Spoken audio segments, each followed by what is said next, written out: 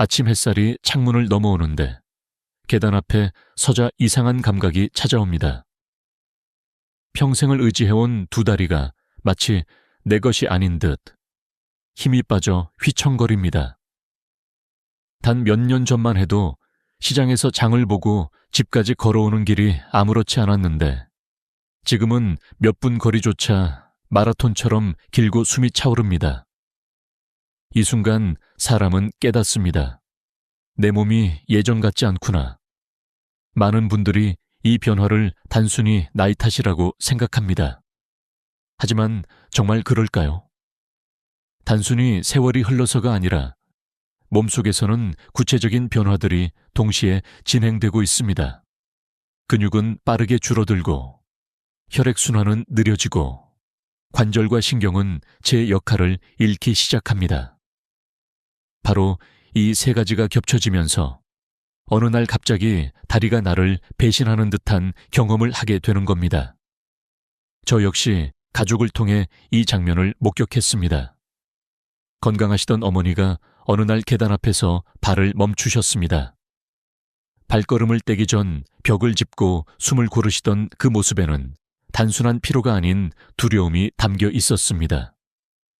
혹시 나는 이제 더 이상 자유롭게 걸을 수 없는 걸까? 라는 질문이었죠. 그 순간 깨달았습니다. 다리가 약해진다는 것은 단지 근육의 문제가 아니라 마음의 자유를 잃는 문제이기도 하다는 사실을요. 연구 결과는 이를 뒷받침합니다. 80세를 넘어서면서 근육 감소 속도는 60대의 2배에 달합니다. 어제까지는 힘겹지 않던 언덕이 오늘은 숨이 막히고 계단은 점점 더 높아 보입니다. 준비하지 않은 사람은 그 변화를 갑자기 맞닥뜨리지만 미리 대비한 사람은 훨씬 더 천천히, 훨씬 더 당당하게 그 시기를 건너갑니다. 제가 만난 두 분의 사례는 극명했습니다. 한 분은 78세까지 괜찮다 라며 운동을 미루다가 82세에 넘어져 고관절을 크게 다치셨습니다. 그 후 보조기를 의지해야만 했습니다. 반대로 70대부터 매일 15분씩 운동을 습관화하신 다른 분은 86세가 된 지금도 직접 장을 보며 활기찬 일상을 보내고 계십니다. 같은 나이, 같은 조건이지만 준비와 습관이 인생을 갈라놓은 것입니다.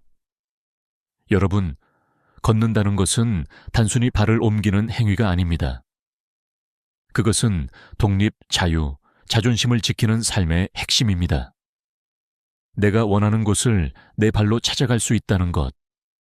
그것이 노년의 행복을 결정짓습니다. 그래서 지금 이 순간부터는 반드시 기억해야 합니다. 내 다리는 아직 끝나지 않았다. 오늘부터라도 작은 변화를 시작한다면 90세가 넘어서도 당당하게 걸을 수 있습니다. 이제부터 우리는 왜 다리가 힘을 잃는지 그 깊은 비밀을 차근차근 파헤쳐 나가겠습니다. 사람의 몸은 놀랍게도 일정한 리듬을 가지고 있습니다. 30대 중반부터 천천히 시작되는 근육 감소는 40대, 50대를 거치며 조금씩 눈에 보이지 않게 진행되지요. 매년 0.5% 정도 줄어들던 근육은 60대에 들어서면 1%, 70대에는 1.5%씩 떨어집니다. 그리고 마침내 80세에 접어들면 그 속도는 2배, 3배로 가속화됩니다.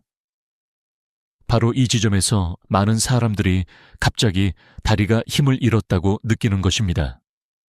하지만 사실 그것은 갑자기 찾아온 게 아니라 오랜 세월 누적된 결과가 한꺼번에 드러난 순간입니다. 근육은 단순히 몸을 움직이는 엔진이 아닙니다. 혈액을 순환시키고 균형을 잡아주며 넘어짐을 막아주는 안전벨트이기도 합니다. 그런데 나이가 들면 단백질을 합성하는 능력이 떨어지고 성장 호르몬이나 테스토스테론 같은 근육 형성을 돕는 호르몬 분비도 줄어듭니다. 여기에 활동량까지 감소하니 근육은 더 빠르게 사라져버리죠.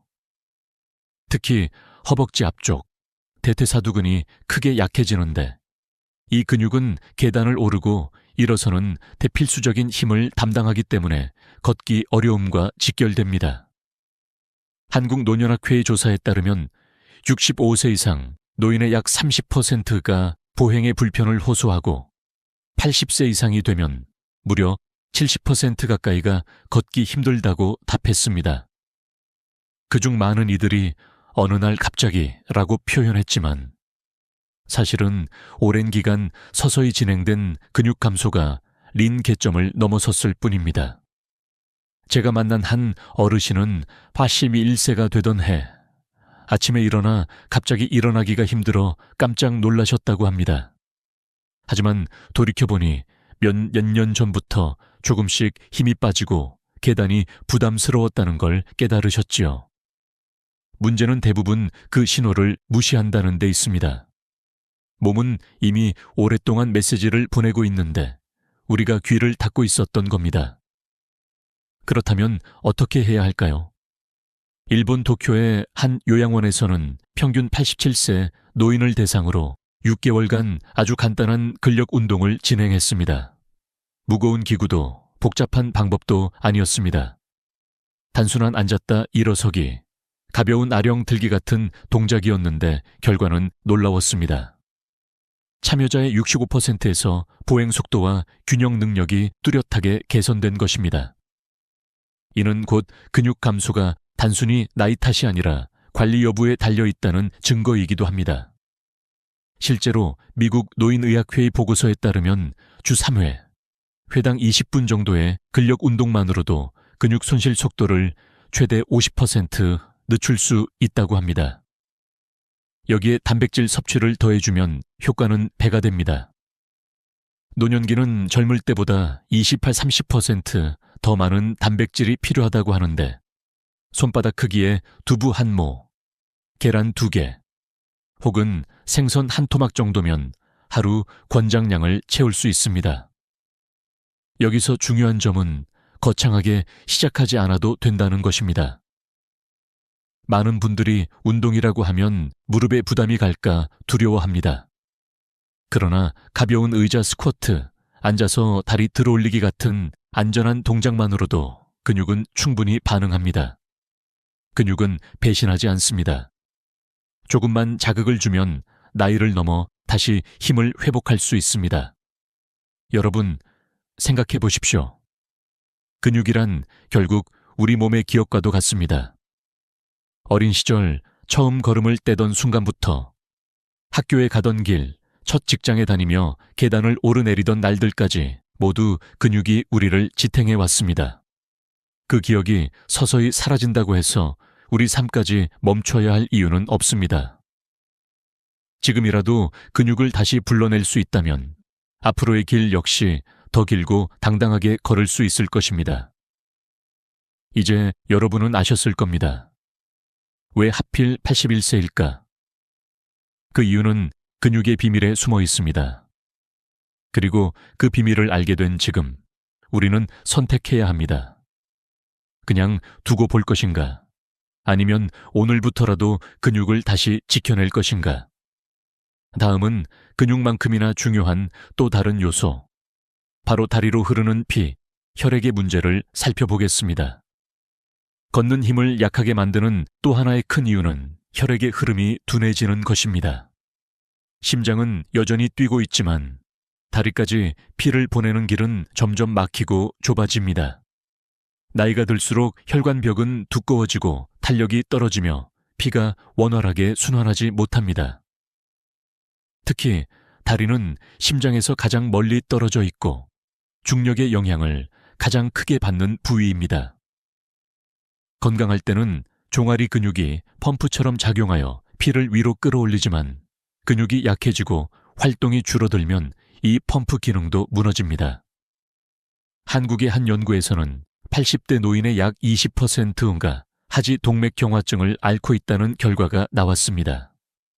이 질환은 다리 혈관이 좁아지거나 막히는 것으로 걷다 보면 종아리나 허벅지에 갑작스러운 통증이 생깁니다.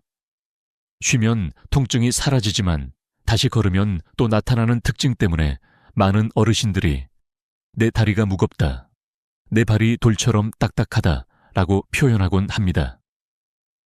처음에는 대수롭지 않게 여길 수 있지만 방치하면 결국은 걷는 능력 자체를 위협하게 됩니다. 저는 실제로 84세의 한 할아버지의 이야기를 들은 적이 있습니다. 그는 시장까지 10분 거리를 걷다가 3번은 멈춰 서야 했습니다. 종아리가 불에 데이는 듯 아파서 도저히 버틸 수 없었기 때문이지요. 하지만 신기하게도 벤치에 앉아 잠시 쉬면 통증은 금세 사라졌습니다. 이 이상한 증상 때문에 병원을 찾았고 검사 결과 하지동맥 경화증이라는 진단을 받았습니다. 다행히도 적절한 약물 치료와 생활 습관 교정으로 조금씩 개선되었지만 그가 했던 말은 잊을 수 없습니다. 숨이 차는 건 참아도 다리가 아픈 건 못 참겠더라. 이처럼 혈액순환이 떨어지면 단순히 걷기가 힘들어지는 것에 그치지 않습니다. 다리 근육에 산소와 영양분이 충분히 공급되지 못해 근육 감소를 더 가속화시키고 상처가 잘 낫지 않아 작은 상처도 큰 합병증으로 이어질 수 있습니다. 결국 악순환의 고리가 만들어지는 것입니다. 그렇다면 혈액순환을 어떻게 개선할 수 있을까요? 가장 쉬운 방법은 작은 습관부터 시작하는 것입니다. 앉은 자세에서 발가락을 들어 올렸다 내리는 발끝 운동, 발목을 위아래로 움직이는 발목 펌핑 운동은 단순하지만 매우 효과적입니다. 하루에 30초, 몇 번만 반복해도 다리 속 혈액이 다시 힘차게 흐르기 시작합니다. 또 38도 3도에 따뜻한 물에 15분간 발을 담그는 조격은 혈관을 확장시켜 혈액의 흐름을 원활하게 하고 붓기를 줄여줍니다. 실제로 많은 어르신들이 저녁마다 조격을 하면 밤에 종아리 쥐가 줄어든다라고 경험을 나눕니다. 여기에 더해 적당한 걷기는 최고의 보약입니다. 단, 무리해서 오래 걷는 것이 아니라 짧게 자주 걷는 것이 중요합니다.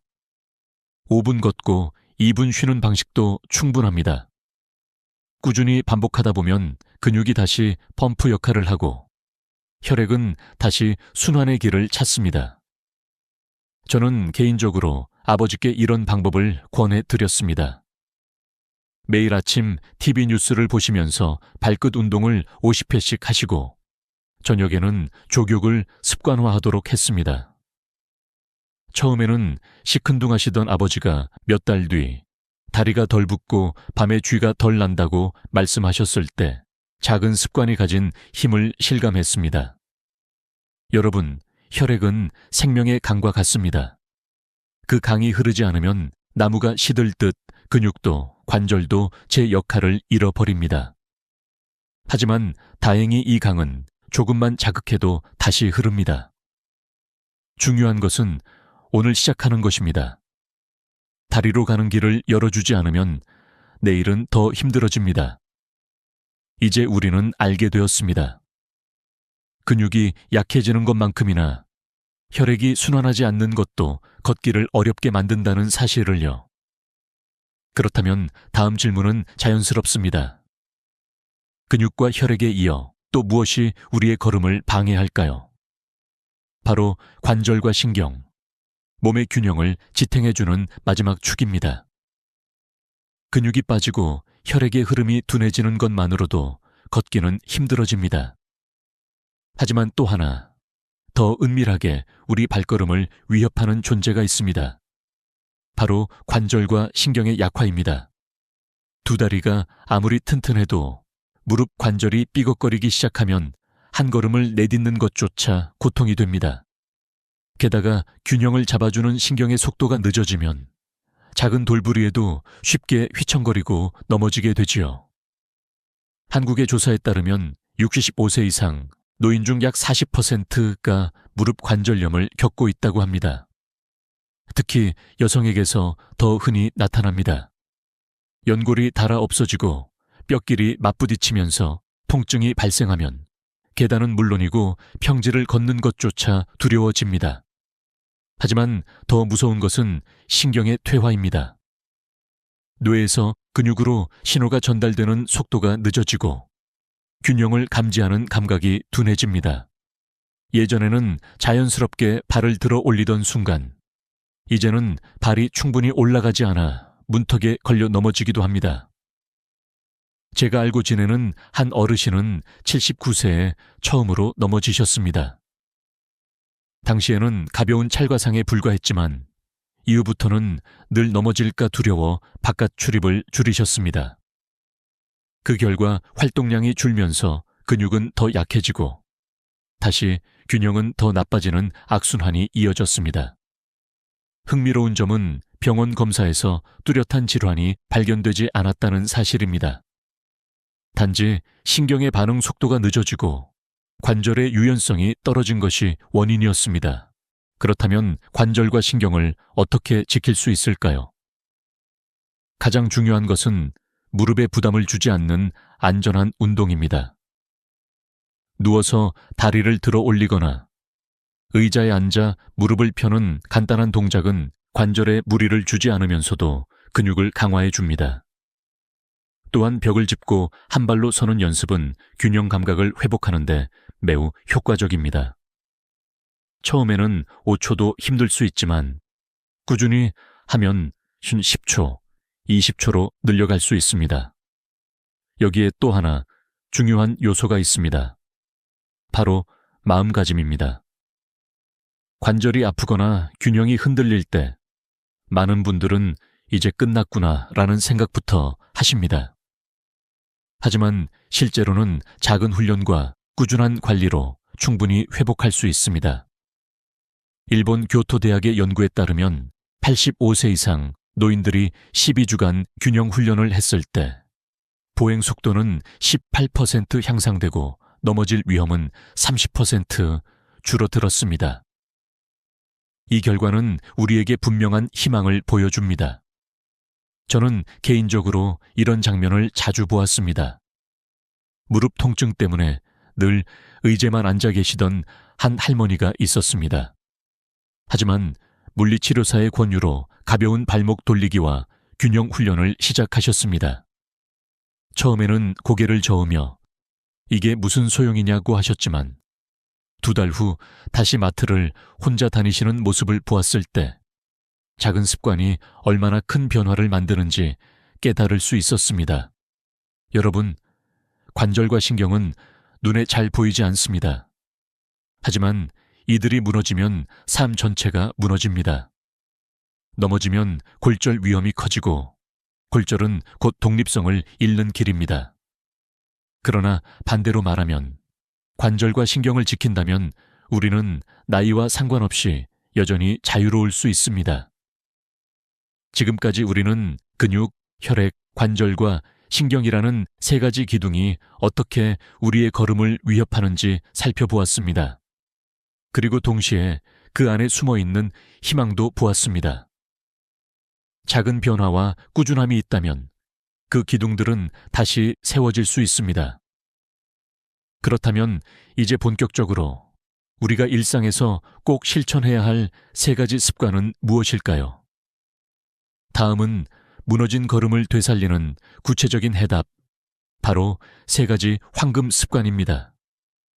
지금까지 우리는 다리가 약해지는 3가지 근본 원인을 살펴보았습니다. 근육의 소멸, 혈액의 정체, 관절과 신경의 둔화.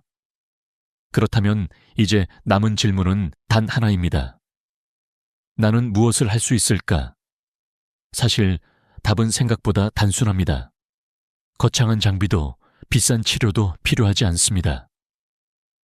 단지 매일의 작은 습관 3가지면 충분합니다. 그리고 이 습관들은 이미 수많은 연구와 실제 사례를 통해 검증되었습니다. 첫 번째 습관은 아침 10분 의자 스쿼트입니다. 많은 전문가들이 말하듯 스쿼트는 하체 근력 강화를 위한 최고의 운동입니다. 그러나 무릎에 부담이 큰 일반 스쿼트 대신 튼튼한 의자를 활용하는 의자 스쿼트가 안전하고 효과적입니다. 방법은 간단합니다.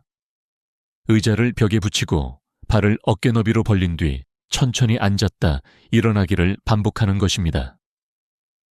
중요한 것은 속도가 아니라 자세입니다. 무릎이 발끝을 넘지 않도록 하고 등을 곧게 세우는 것. 처음에는 5회도 힘들 수 있지만 하루 10회에서 15회까지 늘려가면 허벅지와 엉덩이 근육이 눈에 띄게 달라집니다. 일본 교토대학 연구에서도 85세 이상 노인들이 12주간 의자 스쿼트를 했을 때 보행 속도가 18% 빨라지고 낙상 위험이 30% 줄어들었다는 결과가 있었습니다. 두 번째 습관은 3초 걸음 연습입니다. 많은 분들이 걷기를 빠르게 하는 것이 건강하다고 생각하지만 노년기에 중요한 것은 속도가 아니라 균형입니다. 발을 내디딜 때 속으로 하나, 둘, 셋을 세며 천천히 걸어보십시오. 이 간단한 훈련은 발을 충분히 들어올리는 습관을 만들어 작은 문턱에도 걸려 넘어지지 않도록 돕습니다. 또한 균형 감각을 키워 안정적인 보행을 가능하게 하지요. 미국 보스턴 의과대학 연구에 따르면 83세 이상 노인들이 8주간 이 훈련을 했을 때 보행 안정성이 27% 향상되고 넘어짐 사고가 42% 줄었습니다. 중요한 것은 빠르게가 아니라 정확하게 걷는 것입니다. 세 번째 습관은 아침 단백질 20g 섭취입니다. 많은 노인들이 식사량이 줄어들면서 단백질 섭취도 부족해집니다. 하지만 근육을 지키기 위해서는 오히려 젊을 때보다 더 많은 단백질이 필요합니다. 전문가들은 80세 이상 노인의 경우 체중 1kg당 1전이육의 단백질 섭취를 권장합니다. 체중이 60kg라면 하루 72g 정도이지요. 그중 아침에 최소 50g 섭취하는 것이 중요합니다. 왜냐하면 밤새 단백질이 소모되었기 때문에 아침에 보충해줘야 근육이 회복될 수 있기 때문입니다. 삶은 계란 3개, 두부 반모, 참치캔 하나 정도가 바로 암식계에 해당합니다. 영국 노년학회 연구에서도 아침에 단백질을 충분히 섭취한 노인 그룹은 3년 후 하지 근력이 15% 더 유지되었다는 결과가 있습니다. 저는 개인적으로 이 3가지 습관을 부모님께 권장했습니다. 처음에는 이 나이에 무슨 운동이냐 라며 손사래를 치셨지만 한 달 후 계단을 오르내리는 속도가 눈에 띄게 달라졌습니다. 무엇보다도 다리에 힘이 붙는 게 느껴진다는 말씀을 들었을 때 작은 습관이 삶을 바꾼다는 확신을 얻었습니다. 여러분, 중요한 것은 꾸준함입니다. 오늘 하루 5분이 쌓여 내일의 10분이 되고 그 작은 10분이 1년 뒤에는 놀라운 변화를 만듭니다. 의자 스쿼트, 3초 걸음, 아침 단백질. 이 3가지는 단순한 운동이나 식습관이 아니라 노년의 자유와 독립을 지켜주는 열쇠입니다. 이제 마지막으로 우리가 90세에도 여전히 당당히 걸을 수 있도록 해주는 인생의 교훈을 함께 나누고자 합니다. 이제 우리는 모든 퍼즐 조각을 맞췄습니다. 근육이 빠져 힘이 사라지고 혈액이 흐르지 않아 다리가 무겁고 관절과 신경이 둔해져 균형이 무너지는 현실. 그리고 그 속에서 다시 길을 찾게 해주는 3가지 황금 습관. 그렇다면 마지막으로 남은 것은 단순한 정보가 아니라 삶의 교훈입니다. 스웨덴의 한 장수 연구는 우리에게 놀라운 사실을 알려줍니다. 80세 이후에도 보행 능력을 유지한 노인들은 그렇지 못한 노인들보다 평균 7년을 더 오래 살았습니다. 걷는 힘을 지킨다는 것은 단순히 오래 사는 문제를 넘어 어떻게 살아가느냐의 문제입니다. 스스로의 발로 시장을 걸어가고 친구를 만나러 나가고 손주의 손을 잡고 공원을 거니는 것. 이 일상적인 장면들이야말로 진정한 행복입니다. 저는 어머니가 83세에 처음 계단을 두려워하셨을 때 솔직히 마음이 무너졌습니다. 하지만 작은 습관을 시작하시고 몇 달이 지나자 다시 장을 보러 혼자 나가시는 모습을 보았습니다. 그때 저는 깨달았습니다. 나이는 숫자일 뿐 몸은 우리가 어떻게 관리하느냐에 따라 다시 살아난다는 것을요. 여러분에게 묻고 싶습니다. 지금 하루에 몇 걸음을 걷고 계십니까? 혹시 예전보다 걷기가 힘들다고 느끼신 적은 없으신가요? 그렇다면 오늘 당장 시작하십시오. 의자 스쿼트 5회, 발끝 운동 1분, 아침 단백질 한 접시. 이 작은 행동이 모여 내일의 자유를 보장합니다. 걷는다는 것은 단순한 이동이 아닙니다. 그것은 존엄입니다. 나이 들어도 내가 원하는 길을 내 발로 걸어갈 수 있다는 것. 그것이 바로 인간다운 삶입니다. 그러니 이제는 두려움 대신 희망을 선택해야 합니다. 우리의 다리는 아직 끝나지 않았습니다. 오늘 이야기를 통해 한 가지 분명히 기억하셨으면 합니다. 걷기의 어려움은 단순히 노화가 아니라 관리할 수 있는 문제라는 점입니다. 근육은 다시 길러낼 수 있고 혈액은 다시 흐르게 할 수 있으며 관절과 신경은 다시 훈련할 수 있습니다.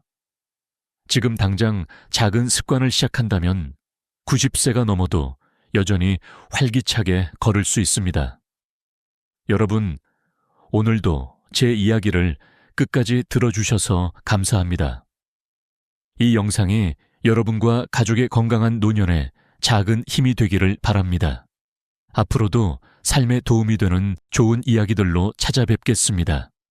구독과 좋아요를 눌러주시고 여러분의 소중한 경험도 댓글로 남겨주시면 큰 힘이 됩니다. 다음 영상에서 다시 만나 뵙겠습니다. 행복한 하루 되십시오. 감사합니다. 여러분, 혹시 아침에 일어나자마자 다리에 힘이 빠져서 의자에 다시 주저앉아 본 적 있으신가요? 전에는 가볍게 걸을 수 있었는데 이제는 몇 걸음만 걸어도 숨이 차고 계단 오르는 게 두렵다는 생각이 드신 적 있으신가요? 많은 어르신들이 병원에 가서 검사를 받아보지만 특별한 이상이 없다는 말을 듣습니다. 그런데도 몸은 점점 무거워지고 근육은 눈에 띄게 줄어듭니다. 바로 이것이 우리가 지금까지 놓치고 있던 가장 무서운 진실입니다. 사람은 누구나 30대부터 근육이 조금씩 사라지기 시작합니다. 1년에 1%씩 줄어드는 것이죠.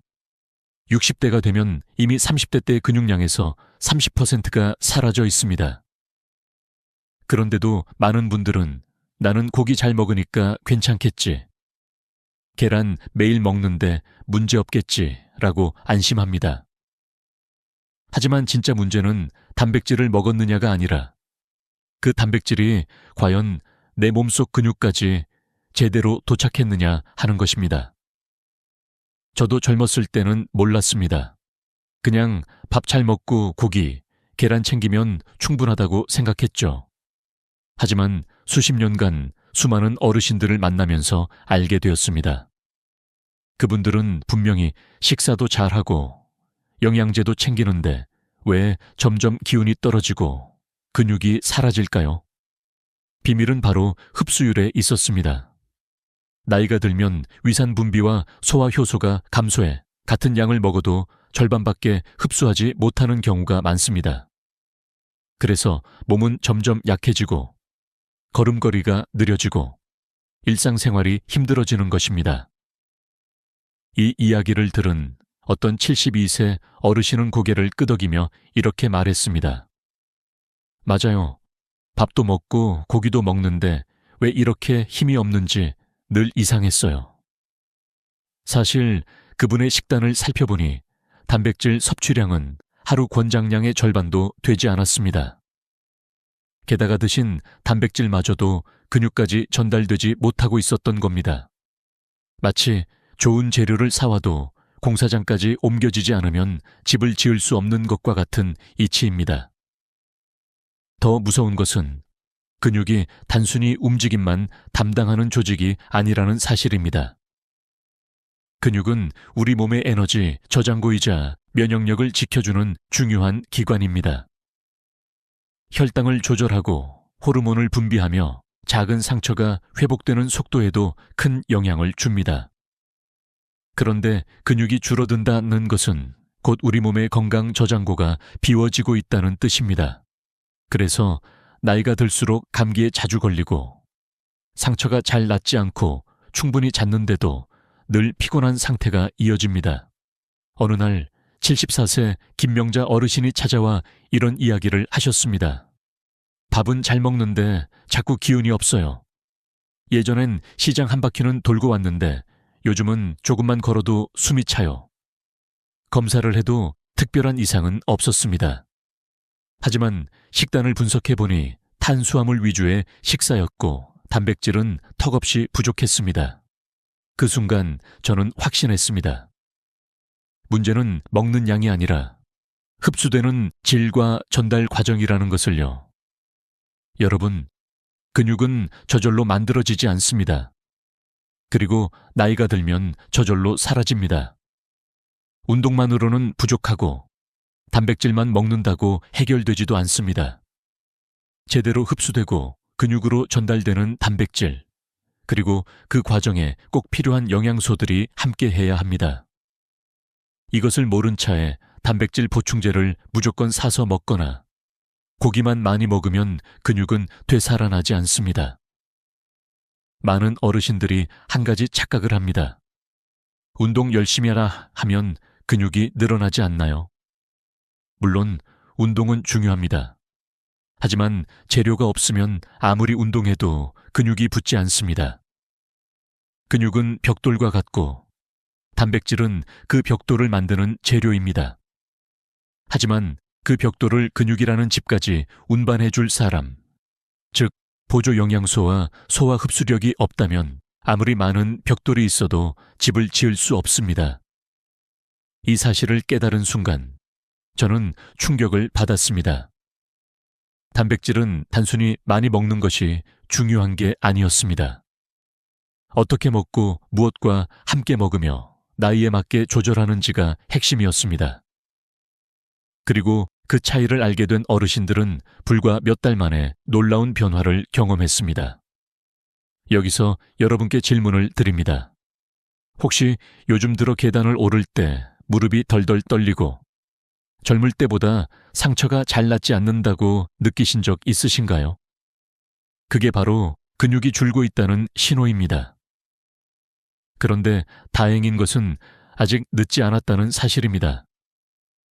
오늘 이 영상을 끝까지 보신다면 여러분은 단순한 보충제나 비싼 약국 제품이 아니라 마트에서 쉽게 구할 수 있는 3가지 식품으로 근육을 되살릴 수 있는 비밀을 알게 될 것입니다.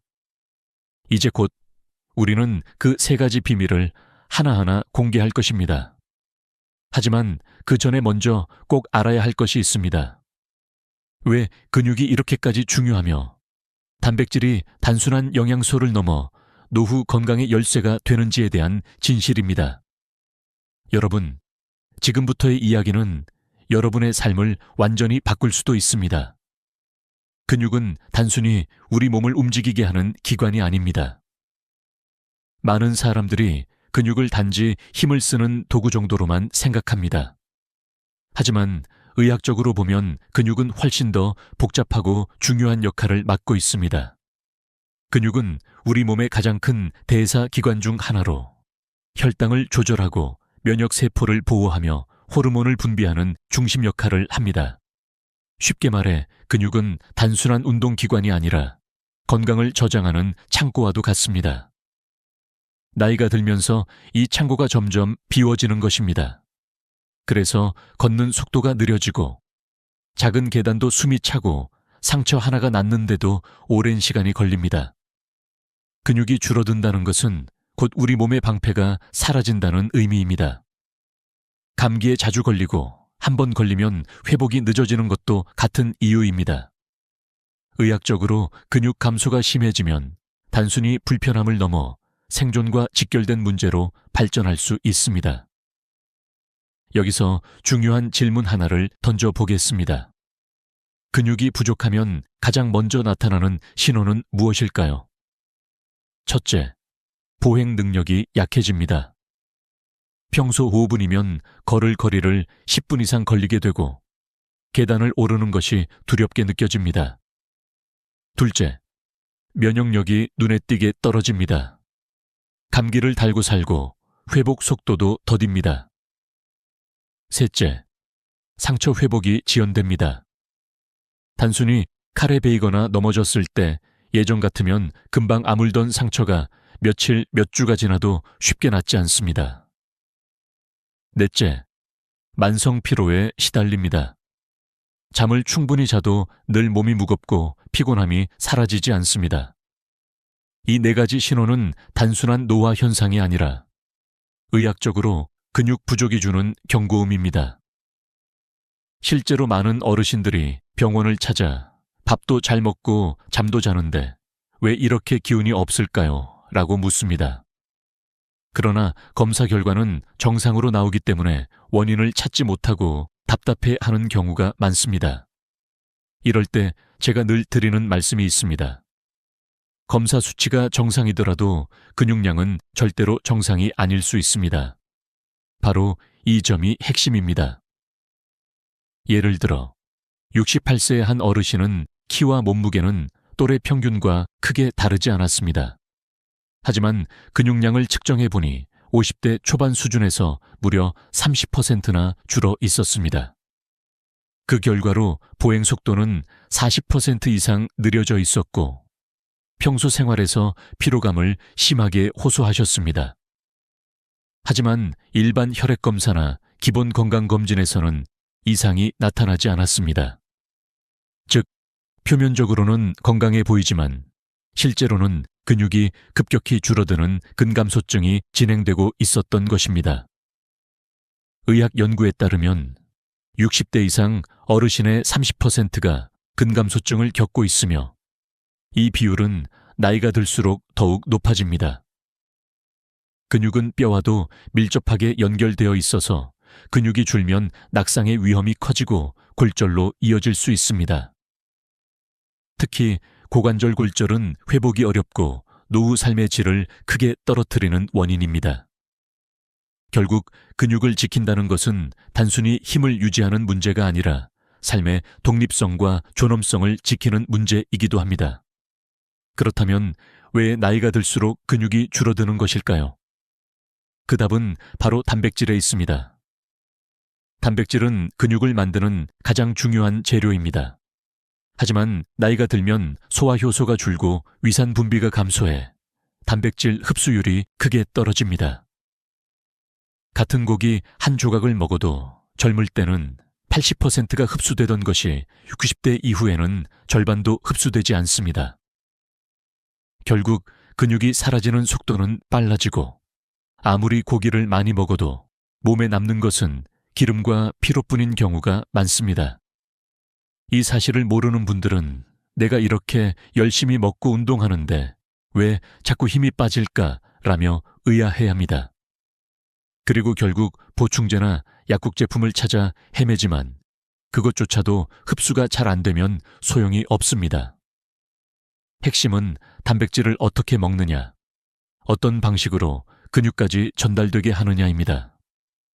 실제로 74세 한 어르신은 식단에 특별한 문제는 없어 보였지만 단백질 섭취량을 계산해 보니 하루 권장량의 절반에도 미치지 못했습니다. 체중 60포로 기준으로 하루 최소 90고 단백질이 필요한데 실제로는 40고 남짓밖에 섭취하지 못했던 것입니다. 그 결과 늘 피곤하고 근력이 줄고 기력이 떨어졌던 것입니다. 여러분, 여기서 중요한 교훈이 있습니다. 근육은 결코 단순히 운동만으로 지켜지지 않습니다. 우리가 매일 밥상에서 무엇을 선택하느냐에 따라 10년 전의 활력을 되찾을 수도 있고 반대로 더 빨리 잃어버릴 수도 있습니다. 그리고 놀라운 사실은 근육을 다시 채워줄 수 있는 답이 이미 우리 가까이에 있다는 것입니다. 약국 진열대가 아니라 바로 시장과 마트의 흔한 식품 속의 말입니다. 곧 저는 그 세 가지 비밀 식품을 공개하려 합니다. 두부보다 싸고 계란보다 강력하며 약국 보충제보다도 효율적인 단백질에 보고 이 이야기를 들으시면 여러분은 오늘 저녁 밥상을 새롭게 바라보게 될 것입니다. 여러분, 지금까지 우리는 근육이 왜 중요한지, 그리고 왜 나이가 들수록 힘이 빠지고 피곤해지는지를 살펴봤습니다. 이제 한 걸음 더 깊이 들어가 보겠습니다. 많은 어르신들이 저에게 이렇게 말씀하십니다. 나는 고기, 계란 매일 먹는데 왜 자꾸 힘이 없지? 단백질 보충제도 챙기는데 왜 효과가 없을까? 사실 여기에는 우리가 흔히 저지르는 치명적인 실수가 숨어 있습니다. 첫 번째 실수는 약만 채우면 된다는 착각입니다.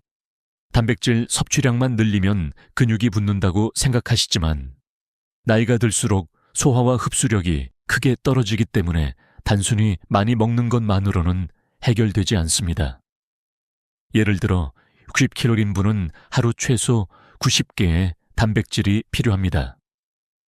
하지만 계란 12개에 해당하는 양을 매일 먹는 것은 현실적으로 어렵고 위장에 부담이 됩니다. 게다가 흡수율이 낮으면 실제로 근육으로 가는 양은 그 절반도 되지 않습니다. 두 번째 실수는 보충제가 답이다라는 믿음입니다. 약국에서 파는 단백질 보충제나 건강보조식품이 근육을 살려줄 것이라 생각하고 의존하는 분들이 많습니다. 그러나 실제 임상 연구에 따르면 소화 효소가 약해진 노년층은 분말 형태의 보충제도 흡수가 원활하지 않아 기대만큼 효과를 보지 못하는 경우가 많습니다.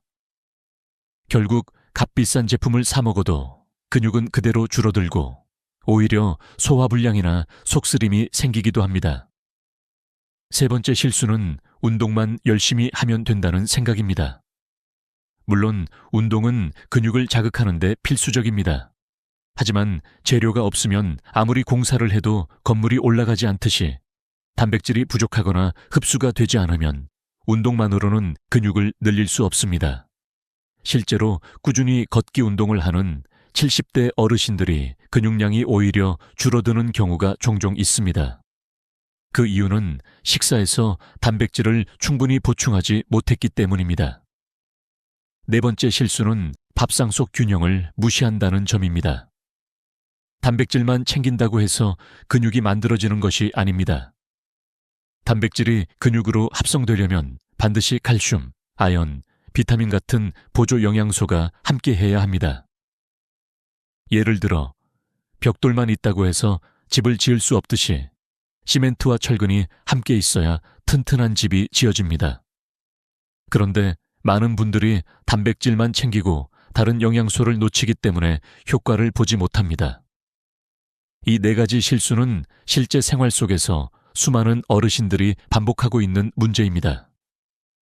예를 들어 74세 박영수 어르신은 하루 3끼 꼬박 챙기고 저녁에는 고기도 꼭 드셨습니다.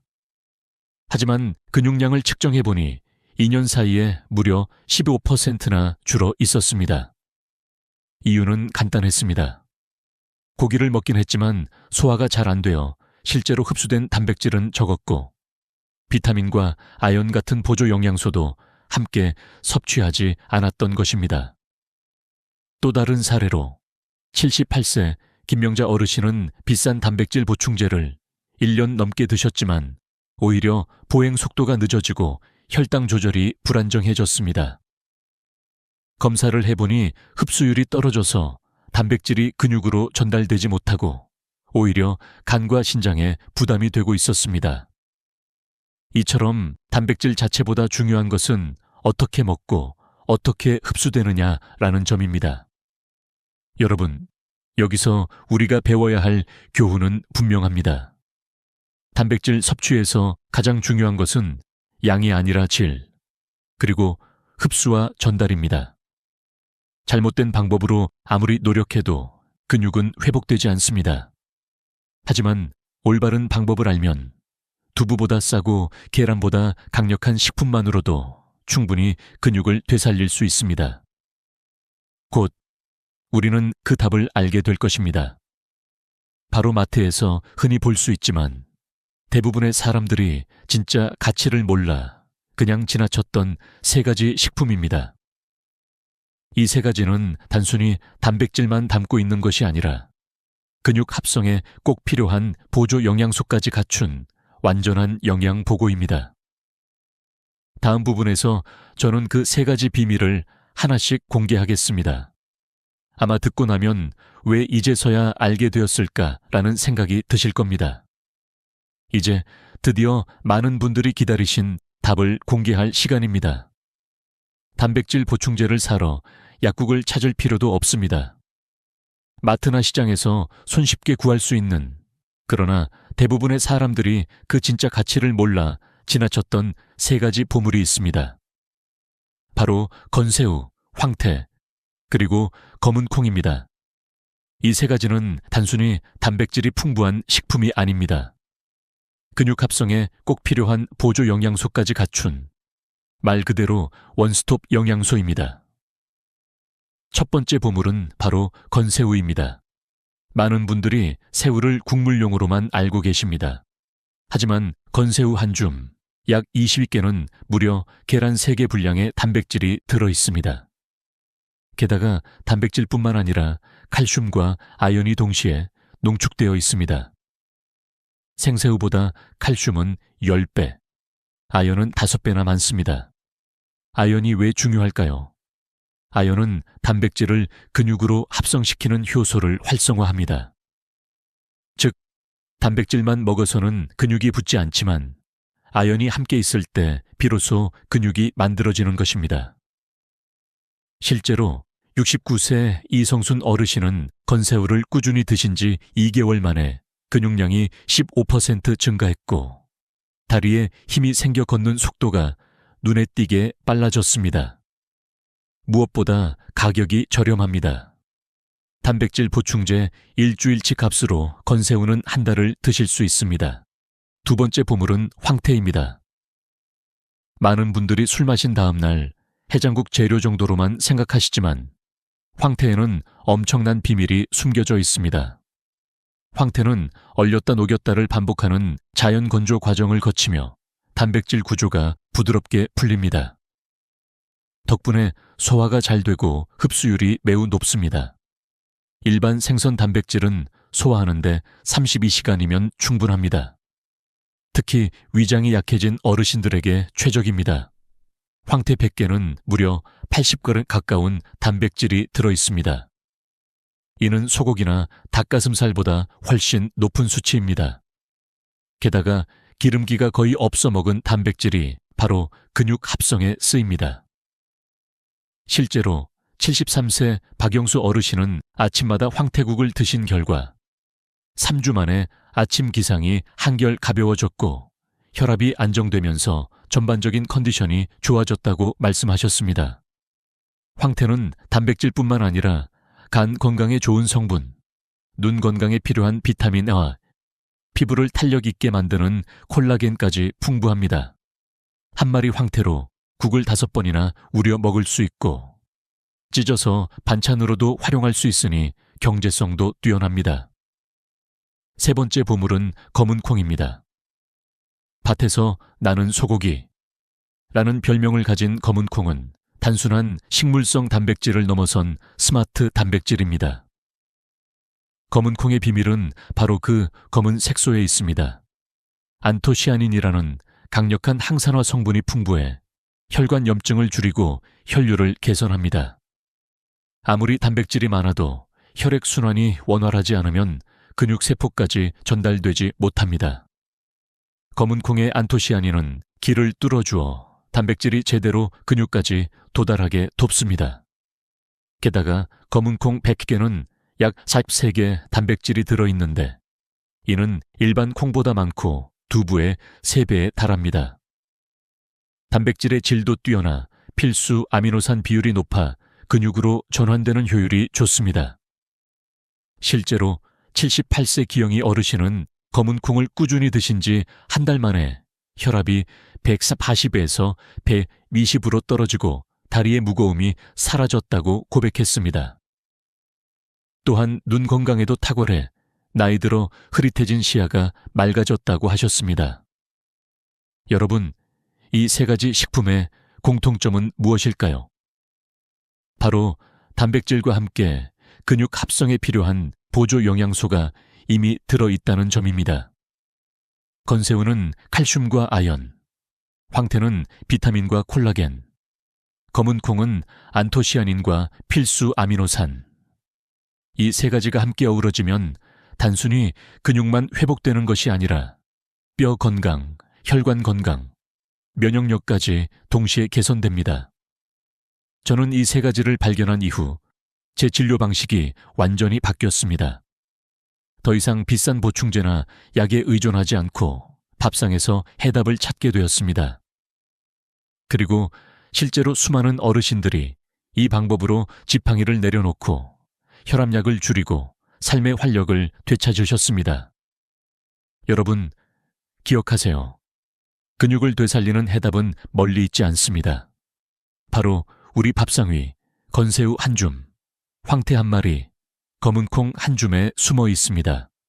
곧 이어서 이 보물들을 어떻게 먹어야 가장 효과적인지, 그리고 어떤 조합은 피해야 하는지에 대해 말씀드리겠습니다.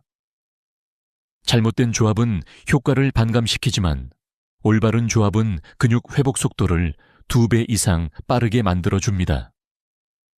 여러분, 이제 중요한 단계로 들어가겠습니다. 아무리 좋은 음식을 먹어도 잘못된 조합으로 먹으면 효과가 반감됩니다. 반대로 올바른 조합으로 섭취하면 흡수율이 배가 되고 근육 회복 속도는 2배 이상 빨라집니다.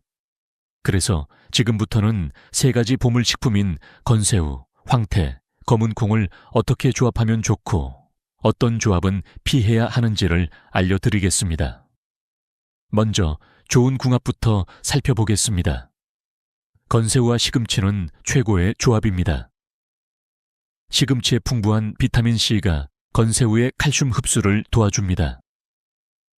그래서 건새우 시금치 볶음 한 접시면 단백질과 칼슘을 동시에 충전할 수 있습니다. 단순한 반찬 하나 같지만 근육과 뼈 건강을 동시에 챙길 수 있는 완벽한 밥상입니다. 두 번째 조합은 황태와 무입니다. 무에는 천연 소화 효소가 들어있어 단백질 분해를 돕습니다. 황태무국이 단순히 해장국으로만 유명한 것이 아니라 실제로는 영양학적으로도 훌륭한 조합이라는 뜻입니다. 황태의 고단백질이 무의 소화효소와 만나 빠르게 분해되어 근육으로 전달됩니다. 실제로 위장이 약한 어르신들에게 이 조합은 소화 부담을 줄이고 흡수를 높여주는 최적의 방법입니다. 세 번째는 검은 콩과 들기름입니다. 들기름의 풍부한 오메가3가 검은 콩의 안토시아닌과 만나면 한겸 효과가 강화됩니다. 혈관 속 염증을 줄이고 혈류를 원활하게 만들어 단백질이 근육까지 제대로 전달되도록 돕습니다. 예를 들어 검은 콩나물의 들기름을 살짝 뿌려 드시면 심혈관 건강과 근육 회복을 동시에 챙길 수 있습니다. 이처럼 좋은 조합은 효과를 배가시키지만 반대로 절대 피해야 할 조합도 있습니다. 가장 대표적인 것이 두부와 시금치입니다. 시금치에 들어있는 수산 성분이 두부의 칼슘과 결합해 흡수를 방해하기 때문입니다. 두부, 시금치, 된장국을 자주 드시는 분들은 주의해야 합니다. 또 하나는 콩을 지나치게 짜게 졸이는 것입니다. 나트륨이 많아지면 신장에 부담을 주고 칼슘 배출을 촉진해 근육 형성에 방해가 됩니다. 마지막으로 단백질과 카페인도 피해야 합니다. 식사 직후 커피를 마시면 카페인이 단백질 흡수를 방해합니다. 최소한 30분 이상은 간격을 두시는 것이 좋습니다. 여기서 중요한 비율 개념을 하나 말씀드리겠습니다. 단백질은 혼자 뛰는 선수가 아니라 팀 릴레이 경기 선수입니다. 단백질만 먹는다고 근육이 되는 것이 아니라 비타민, 미네랄, 소화 효소가 함께 협력해야만 근육이라는 결승선에 도달할 수 있습니다. 그래서 건새우, 황태, 검은 콩이 특별한 것입니다. 단백질과 함께 필요한 보조 영양소들이 이미 들어있어서 추가 보충제 없이도 완전한 효과를 낼 수 있습니다. 실제로 임상 사례에서도 확인되었습니다. 세 가지 식품을 함께 섭취한 그룹은 단일 식품만 섭취한 그룹보다 근육량 증가 효과가 약 30% 더 높았습니다. 또한 보행 속도와 기초 체력이 더 빠르게 회복되었습니다. 이 결과는 단백질의 흡수와 합성이 단순한 양의 문제가 아니라 조합과 균형에 달려 있다는 사실을 보여줍니다. 저는 진료실에서 늘 환자분들께 이렇게 말씀드립니다. 약국보다 밥상이 먼저입니다. 비싼 보충제보다 중요한 것은 우리가 매일 먹는 한 끼 밥상입니다. 건새우를 무쳐 먹고 황태국을 끓여 먹고 검은 콩을 밥에 넣어 드시는 것, 이 단순한 습관이 근육을 되살리고 노후의 활력을 지켜줍니다. 여러분, 지금 머릿속에 떠오르실 겁니다. 그럼 이걸 어떻게 실천해야 하지? 걱정하지 않으셔도 됩니다. 다음으로 저는 단 2주 만에 변화를 느낄 수 있는 구체적인 근육 회복 식단 플랜을 공개하겠습니다. 아침, 점심, 저녁을 어떻게 구성해야 하고 어떤 순서로 실천해야 효과가 빨리 나타나는지 알려드리겠습니다. 준비되셨나요? 이제 진짜 실천의 시간이 다가옵니다. 이제 여러분께 가장 실질적인 해답을 드리겠습니다. 바로 14일 근육 회복 식단 플랜입니다. 이 플랜은 단순히 메뉴를 나열하는 것이 아니라 점차 몸이 적응하고 근육 합성이 가속화되도록 설계된 단계별 과정입니다. 단 2주만 꾸준히 실천하면 소화가 편안해지고 걷는 속도가 빨라지고 아침에 눈을 떴을 때 몸이 가볍다는 놀라운 변화를 경험하실 수 있습니다. 1주차 목표는 기초 체력 회복과 소화 적응입니다. 아침은 황태국으로 시작하세요. 황태 한 마리를 푹 끓여 무와 대파를 넣어 드시면 단백질 흡수 효율이 높아지면서 속이 편안해집니다. 점심은 검은 콩밥입니다. 쌀에 검은 콩을 3대1 비율로 섞어 짓는 것만으로도 혈관 건강과 근육을 동시에 챙길 수 있습니다. 저녁은 건새우 요리를 추가하세요. 첫째 날은 건새우 무침, 둘째 날은 건새우 볶음, 셋째 날은 건새우 전. 이렇게 번갈아가며 다양한 방식으로 즐기시면 질리지 않고 꾸준히 드실 수 있습니다. 2주차 목표는 근육 합성 가속화입니다. 아침 메뉴를 황태죽이나 황태 미역국으로 업그레이드 하세요. 소화가 더 쉬워지고 단백질 농도는 더욱 높아집니다. 점심은 검은 콩 두유나 검은 콩을 늘린 콩밥으로 변화를 주면 좋습니다.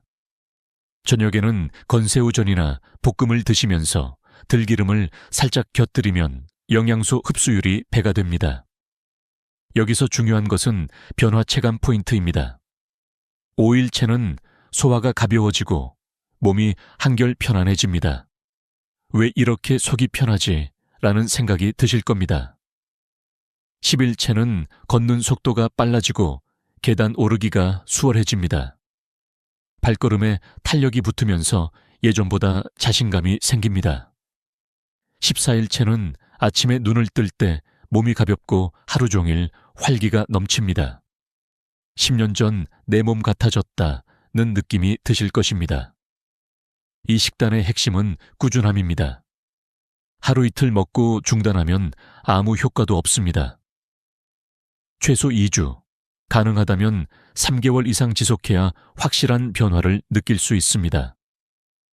실제로 이 플랜을 따른 수많은 어르신들이 지팡이를 내려놓고 혈압약을 줄이고 무엇보다 삶의 자신감을 되찾으셨습니다. 여러분, 오늘 우리는 아주 중요한 사실을 알게 되었습니다. 근육은 나이가 들수록 저절로 사라집니다. 하지만 약국보다 밥상이 먼저라는 말을 꼭 기억하시기 바랍니다. 건새우, 황태, 검은 콩. 이 세 가지만 기억하셔도 여러분의 근육과 건강은 달라집니다. 비싼 보충제나 복잡한 운동 없이도 충분히 10년 전의 체력을 되찾을 수 있습니다. 여기서 한 가지 더 말씀드리고 싶습니다. 건강한 노후는 거창한 것이 아닙니다. 매일의 작은 선택, 오늘 저녁 밥상에서부터 시작됩니다. 어제까지는 몰랐을 수 있습니다. 하지만 오늘 아신 이상 선택은 여러분의 몫입니다. 내일부터가 아니라 지금부터 시작해 보시기 바랍니다. 마지막으로 여러분께 드리고 싶은 교훈은 이겁니다. 근육은 곧 삶의 독립성과 존엄성입니다. 근육을 지킨다는 것은 단순히 힘을 유지하는 것이 아니라 스스로 걷고 스스로 생활하고 스스로 인생을 즐길 수 있다는 의미입니다. 이 작은 습관 하나가 여러분의 남은 10년, 20년을 바꿀 수 있습니다. 오늘 영상이 도움이 되셨다면 구독과 좋아요 꼭 눌러주시고 댓글로 여러분의 경험을 나눠주세요. 여러분의 건강 성공담은 다른 분들에게 큰 용기가 될 것입니다. 다음 영상에서는 집에서 쉽게 할 수 있는 자가 근육진단법과 운동 없이도 근육을 키우는 생활 속 비밀을 알려드리겠습니다. 놓치지 않으시려면 채널 구독 잊지 마시기 바랍니다. 안녕하세요, 여러분.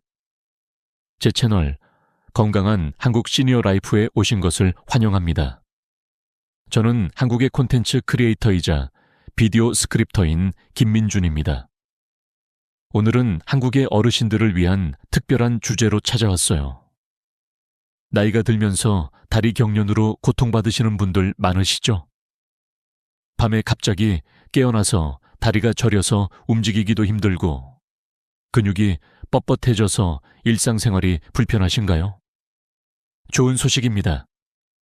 올바른 음식을 통해 근육을 이완시키고 혈액순환을 개선하며 경련을 미리 막을 수 있어요.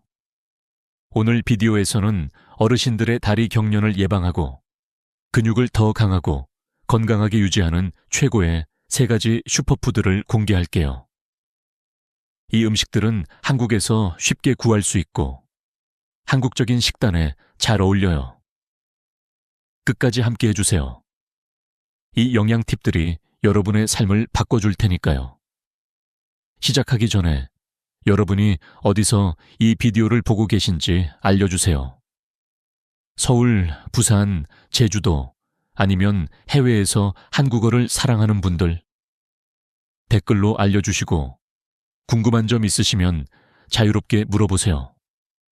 그리고 구독 버튼 누르고 알림 설정 해두세요.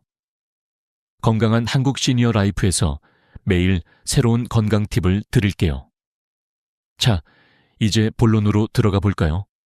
먼저 계란에 대해 이야기해 볼게요.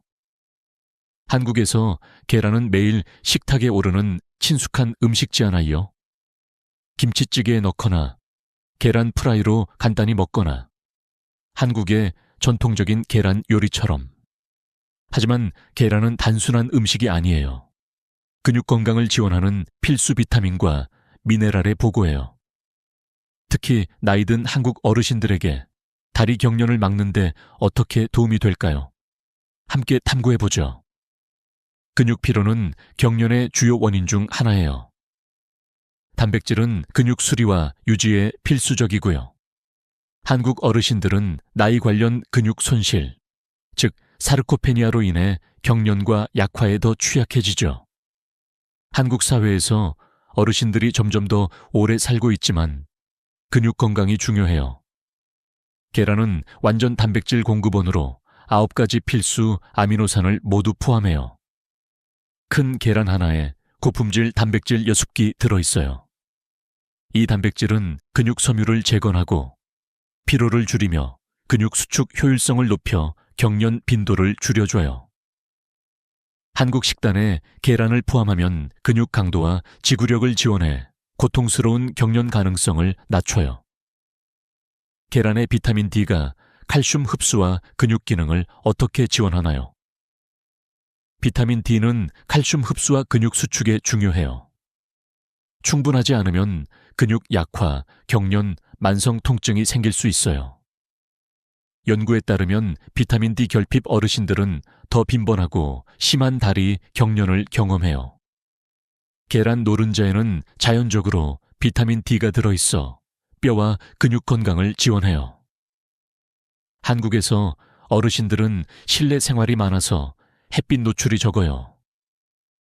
특히 겨울에 서울의 추운 날씨 때문에요.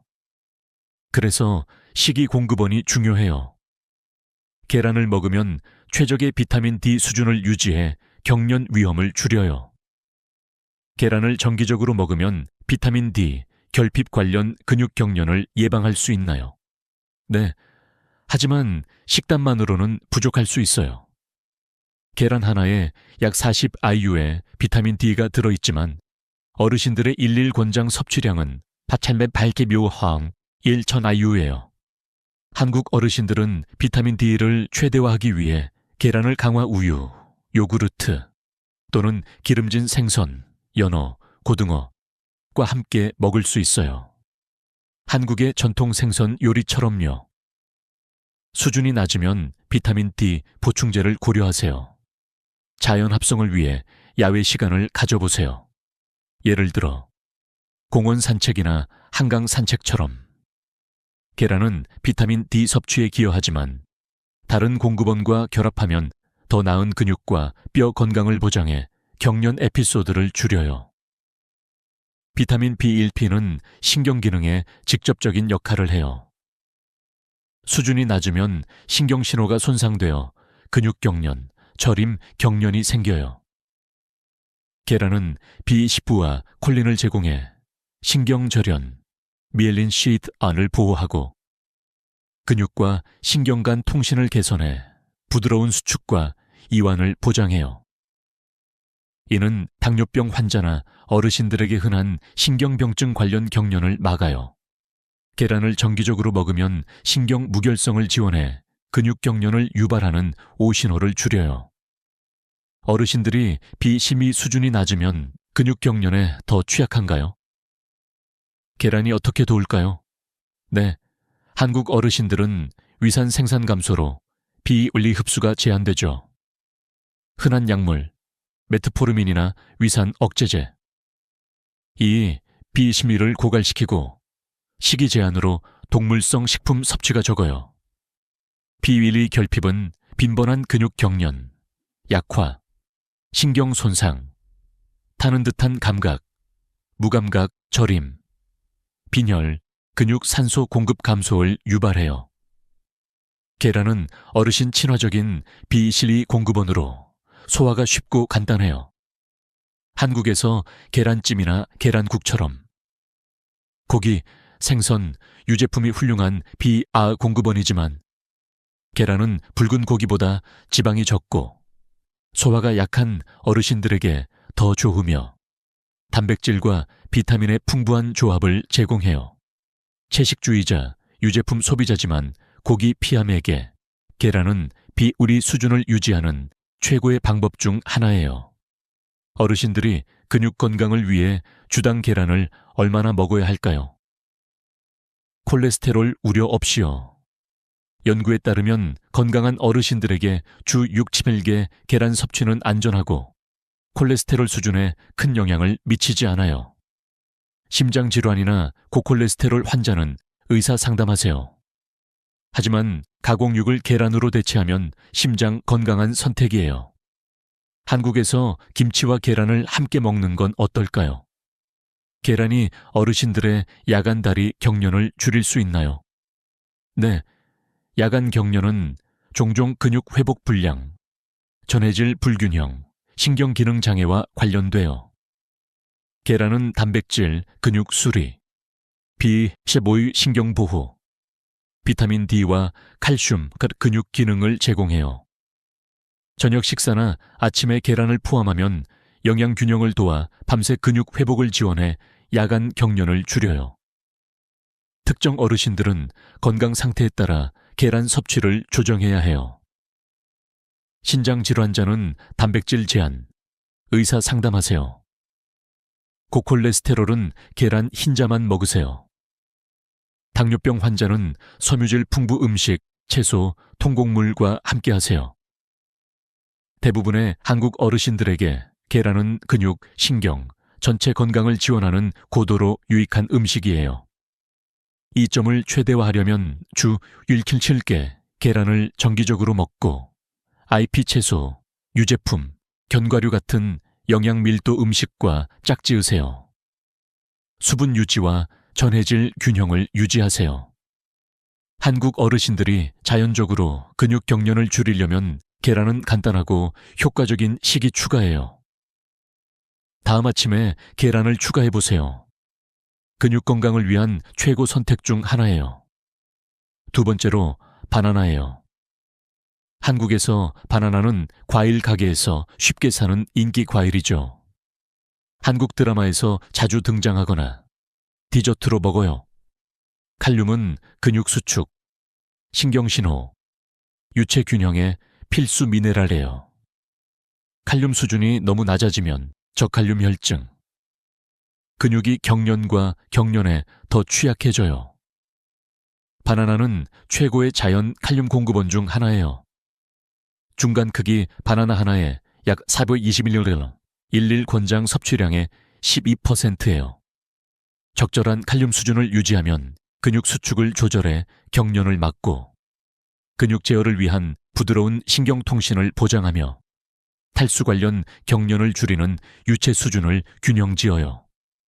어르신들은 매일 1-2개 바나나를 먹으면 근육 경련 빈도를 크게 줄일 수 있어요. 칼륨 수준이 너무 낮으면 무슨 일이 생기고 근육 경련에 어떻게 기여하나요? 칼륨은 신경과 근육 간 정의 신호를 전달해요. 수준이 떨어지면 근육이 과도하게 흥분되어 빈번한 경련이 생겨요. 신경 신호가 방해되어 자발적 근육 수축 위험을 높여요. 세포가 유체 균형 능력을 잃어 근육 뻣뻣함을 유발해요. 연구에 따르면 어르신들은 식욕 감소나 불량 식단, 혈압 약 인뇨제, 부작용, 과도한 땀, 탈수로 칼륨 결핍 위험이 높아요. 한국의 더운 여름이나 실내 생활 때문에요. 바나나를 식단에 포함하면 자연적으로 칼륨을 보충해 정상 근육 기능을 지원해요. 마그네슘은 근육 이완과 신경 기능에 또 다른 중요한 미네랄이에요. 갑작스러운 경련을 막는 근육 흥분성을 줄이고 ATP 생산을 지원해 근육 수축 에너지를 제공하며 칼슘과 칼륨 균형을 조절해 적절한 근육 기능을 위해 필수예요. 바나나 하나에 30mg 마그네슘이 들어있어 근육 긴장과 경련을 막는 데 기여해요. 많은 어르신들이 마그네슘을 충분히 섭취하지 않으므로 바나나를 견과류나 IP 채소 같은 다른 마그네슘 풍부 음식과 함께 먹으면 근육 경련을 줄이고 회복을 개선해요. 야간 다리 경련은 종종 전해질 불균형, 낮은 칼륨, 마그네슘, 불량순환, 탈수와 관련되어 바나나는 칼륨, 마그네슘, 수분 지원 탄수화물을 포함해요. 취침 1-2시간 전에 바나나를 먹으면 근육을 이완시켜 경련 강도를 줄이고 전해질을 균형지어 야간 경련을 막으며 근육 긴장을 줄여 수면질을 지원해요. 한국 어르신들이 밤에 경련으로 고생하신다면 바나나를 저녁 간식으로 추천해요. 바나나의 비타민 B6가 신경 기능과 근육 회복에 어떻게 기여하나요? 비타민 B6는 신경계 건강의 핵심 영양소예요. 근육 움직임을 제어하는 신경 전달 물질을 조절하고 염증을 줄여 운동 후 근육 회복을 빠르게 하며 적혈구 생산을 개선해 근육에 산소를 효율적으로 공급해요. 바나나 하나에 1000mg 비타민 B6, 어르신 1일 요구량의 거의 30%예요. 연구에 따르면 낮은 비타민 B6 수준은 신경기능 장애로 인한 증가된 근육 경련과 경련, 더 높은 염증 수준으로 근육 통증과 뻣뻣함 취약, 감소된 에너지 생산으로 근육 피로를 유발해요. 2018년 연구에서 낮은 비타민 B6 섭취 어르신들이 더 빈번한 다리 경련을 경험했어요. 바나나는 자연 비타민 B6 공급원으로 신경 관련 근육 문제를 막아요. 바나나는 칼륨과 마그네슘 수준을 회복해 전해질 관련 경련을 줄이고 자연 설탕과 물을 제공해 수분을 촉진하며 나트륨 수준을 균형지어 근육 수축과 이완에 중요해요. 어르신들은 수분 유지와 바나나 같은 전해질 음식을 소비하면 근육 기능을 부드럽게 유지해요. 한국에서 바나나는 과일 샐러드나 요거트와 함께 먹기 좋아요. 바나나는 수분을 지원하지만 적절한 물 섭취와 짝지어야 해요. 경련이 탈수 때문이라면 물 마시는 게 바나나 먹는 만큼 중요해요. 최적 결과 위해 매일 유차 88잔 물 마시고 바나나를 물이나 코코넛 워터 전해질 포함과 함께 먹으세요. 유체와 전해질 균형 유지로 어르신들은 탈수 관련 근육 경련을 막을 수 있어요. 어르신들이 다리 경련을 막기 위해 하루 바나나를 얼마나 먹어야 하나요? 이상적 섭취는 다양하지만 일반적으로 하루 하나면 근육 건강을 지원하는 충분한 칼륨과 마그네슘을 제공해요. 빈번한 경련 환자는 하루 2개가 이로울 수 있어요. 바나나는 자연 설탕이 높아서 당뇨병 어르신들은 견과류나 통곡물 같은 섬유 음식과 함께 적당히 소비하세요. 빈번한 근육 경련 어르신들은 하루 바나나 하나 먹고 수분 유지, 균형 식단으로 근육 기능 개선과 경련 빈도 감소를 크게 할 수 있어요. 세 번째로 견과류와 씨앗이에요. 한국에서 견과류는 설날 선물이나 간식으로 인기예요. 아몬드, 호박씨, 캐슈넛 등 바나나나 아이피 채소 같은 칼륨과 마그네슘 풍부 음식이 경련 예방으로 잘 알려져 있지만 견과류와 씨앗은 근육 건강을 크게 개선하고 경련을 막는 또 다른 강력한 식이 추가해요. 마그네슘, 칼륨, 단백질, 건강한 지방으로 가득 차 있어 근육 이완, 순환, 전해질 균형을 지원해요. 아몬드, 호박씨, 캐슈, 다른 견과류가 어르신들의 근육을 강하고 경련 없이 유지하는 방법을 탐구해보죠. 많은 어르신들이 마그네슘을 충분히 섭취하지 않아 빈번하고 고통스러운 다리 경련에 더 취약해요. 견과류와 씨앗은 최고의 자연 마그네슘 공급원으로 경련 예방에 쉬운 방법이에요. 1온스 서빙당 마그네슘 함량 호박씨 117.8mg 1필로의 40%, 아몬드 77.7% 먹에 20%, 캐슈 70스메 고상 아치 9%. 매일 작은 한 줌 견과류를 먹으면 마그네슘 수준을 회복해 근육을 이완하고 건강하게 유지해요. 한국에서 견과류를 김치나 밥과 함께 먹는 건 어떨까요? 바나나가 칼륨과 연관되지만 많은 견과류와 씨앗도 이 중요 미네랄을 제공해요. 1온스 서빙당 칼륨 함량 피스타치오 291ml, 아몬드 200ml, 캐슈 160ml. 땀으로 전해질이 손실되므로 보충이 근육 회복과 경련 예방에 필수예요. 견과류와 씨앗이 전해질 회복에 좋은 이유. 마그네슘과 칼륨이 높아 근육 회복 지원, 건강지방이 근육 염증 줄임, 단백질이 근육 수리 도움. 신체 활동 후 경련을 경험하는 어르신들은 견과류 한 줌 먹거나 식사에 씨앗 추가로 이른 미네랄을 회복해 근육을 경련 없이 유지해요. 견과류와 씨앗의 건강지방은 혈류를 지원해 근육이 제대로 기능하도록 충분한 산소와 영양을 받게 해요. 월넛과 플렉스시드의 오메가3 지방산은 근육 염증을 줄이고 아몬드와 캐슈의 단일 불포화 지방은 순환을 개선해 경련 위험을 줄여요. 불량순환은 특히 밤에 고통스러운 다리 경련을 유발해요. 견과류를 정기적으로 소비하면 혈류를 개선해 경련 에피소드를 줄여요. 견과류와 씨앗 섭취가 근육 피로와 경련에 기여하는 염증을 줄일 수 있나요? 네, 만성 염증은 근육 조직을 손상시켜 경련과 통증에 더 취약하게 해요. 견과류와 씨앗은 항산화제와 항염증 화합물을 포함해 근육 산화 스트레스를 줄이고 염증을 낮춰 빠른 근육 회복을 허용하며 장기 근육 건강을 지원해 빈번한 경련을 막아요. 만성 근육 통증이나 관절염 어르신들은 월넛, 플렉스시드, 아몬드를 식단에 추가해 자연 항염증 이점을 얻을 수 있어요. 모든 견과류와 씨앗이 귀중한 영양소를 제공하지만 일부는 높은 마그네슘, 칼륨, 단백질 함량으로 근육 건강에 특히 유익해요. 다리 경련 예방 최고 견과류와 씨앗. 호박씨, 마그네슘 최고 켈첼람 10리터로 온스. 아몬드, 마그네슘과 칼륨 모두 좋음. 피스타치오, 칼륨 최고 292g 온스. 캐슈, 마그네슘 높고 순환 위한 건강지방. 월넛, 오메가3 풍부 근육 염증 줄임. 최적 결과 위해 다양한 견과류와 씨앗을 소비해 다른 근육 지원 영양소를 혜택 받으세요. 어르신들이 다리 경련을 막기 위해 매일 견과류와 씨앗을 얼마나 먹어야 하나요? 견과류와 씨앗은 영양이 높지만 칼로리 밀도이므로 부분 통제가 중요해요. 권장 섭취.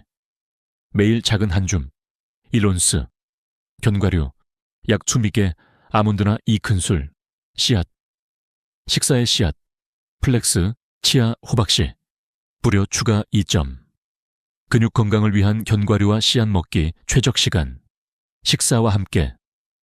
영양 흡수와 전해질 균형 도움. 취침 전. 근육 이완시켜 야간 경련 줄임. 운동 후. 이른 전해질, 회복과 근육 회복 도움.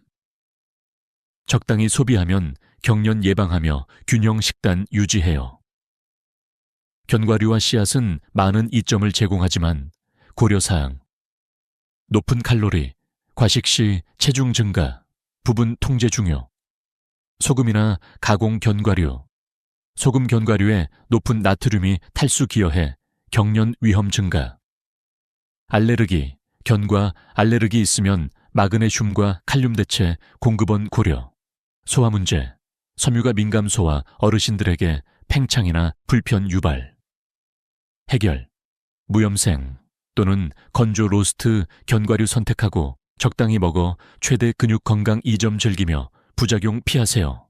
자연적으로 근육 경련을 줄이려는 어르신들은 매일 견과류 한 줌 먹거나 식사에 씨앗 추가로 근육 건강을 지원하는 쉽고 맛있는 방법이에요. 이 비디오가 도움이 되셨다면 좋아요 버튼 눌러주세요. 더 가치 있는 콘텐츠를 가져올게요. 댓글로 생각, 질문, 다음 주제 제안해주세요. 여러분, 목소리 듣는 게 좋아요. 물론 구독하고 알림 켜두세요. 최신 건강 팁과 인사이트 놓치지 마세요. 건강하게 지내시고 다음 비디오에서 만나요. 이 스크립트는 원본을 기반으로 확장되었으며 한국 문화, 음식 예시, 어르신 생활을 반영해 재작성되었습니다. 총 단어 수 약 7,500자.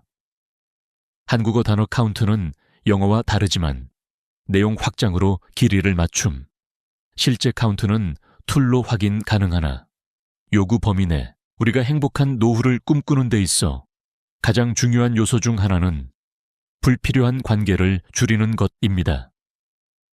건강 재정 그리고 인간관계는 모두 노후의 행복에 큰 영향을 미치지만 특히 관계에서의 선택은 우리가 느끼는 마음의 평화와 직결됩니다. 오늘은 60대 이후 반드시 줄여야 할 것들을 5위에서 1위까지 이야기하면서 불필요한 관계를 어떻게 정리할 수 있는지에 대해 알아보겠습니다. 사람마다 중요하게 생각하는 가치는 다를 수 있습니다. 어떤 사람은 돈을 중요하게 생각하고 어떤 사람은 건강을 우선시하며 또 어떤 사람은 사랑하는 사람과의 관계를 중요하게 생각합니다. 그러나 많은 사람들이 공감할 수 있는 한 가지는 불필요한 관계는 반드시 줄여야 한다는 점입니다. 나이가 들수록 사람들은 더욱 간소화된 삶을 추구하게 됩니다. 그 중에서도 불필요한 인간관계를 정리하는 것이 바로 행복한 노후를 만드는 첫 번째 조건이라고 할 수 있습니다. 왜 불필요한 관계를 줄여야 할까요? 이를 이해하기 위해 우리는 먼저 관계가 우리의 정신과 신체에 미치는 영향을 생각해 보아야 합니다. 인간은 본능적으로 사회적 동물이기 때문에 관계에서 오는 스트레스는 우리에게 큰 영향을 미칩니다. 어린 시절에는 다양한 사람들과의 관계를 맺고 그 속에서 자아를 확립하며 살아가지만 나이가 들면서 더 이상 그런 관계가 필요하지 않다는 것을 깨닫게 됩니다. 이해를 돕기 위해 철학자 쇼펜하우어의 말을 예로 들어보겠습니다. 그는 친구란 나와 정신적으로 잘 맞는 사람 한 명만 사귀어도 충분하다라고 말했습니다. 이 말은 단순한 말처럼 보일 수 있지만 깊이 생각해보면 매우 중요한 의미를 담고 있습니다. 많은 사람들은 관계의 수가 많을수록 그 사람이 가치 있는 사람이라고 생각할 수 있지만 사실은 그렇지 않습니다. 우리가 진정으로 필요로 하는 것은 수많은 사람들이 아니라 정신적으로 깊이 교감할 수 있는 몇 명의 진정한 친구들입니다. 우리가 직장 생활을 하거나 사회 활동을 할 때는 다양한 사람들과의 관계를 유지하는 것이 필요하지만 나이가 들수록 우리는 더 이상 그렇게 많은 사람들과 시간을 보내지 않아도 됩니다. 사실 나이가 들어가는 것은 우리의 몸뿐만 아니라 우리의 마음에도 여유를 주는 시간이기도 합니다. 그 여유를 어떻게 쓸지는 전적으로 우리의 선택에 달려 있습니다. 예를 들어 저의 한 친구는 대학교 동문회에서 총무를 맡고 많은 모임을 주관하며 사람들과 관계를 지속해 왔습니다. 그러나 그는 어느 순간 자신이 너무 많은 사람들과의 관계에 휘둘리고 있다는 것을 깨닫게 되었습니다.